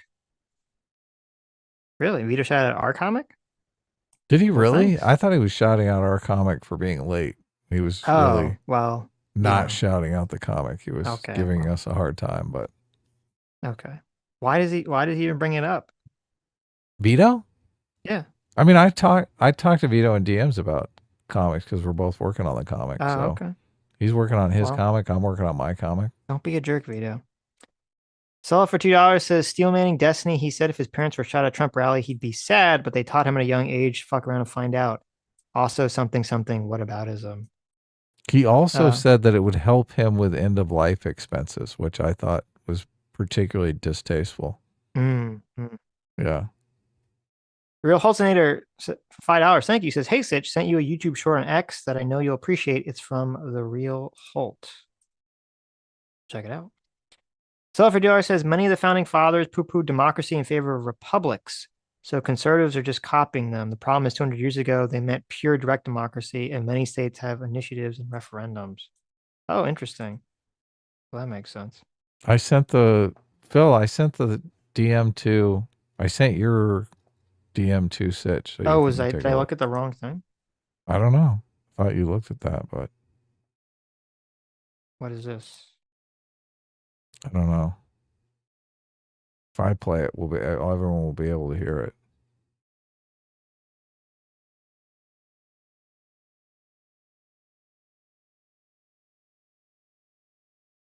Whatever. Talk about it later.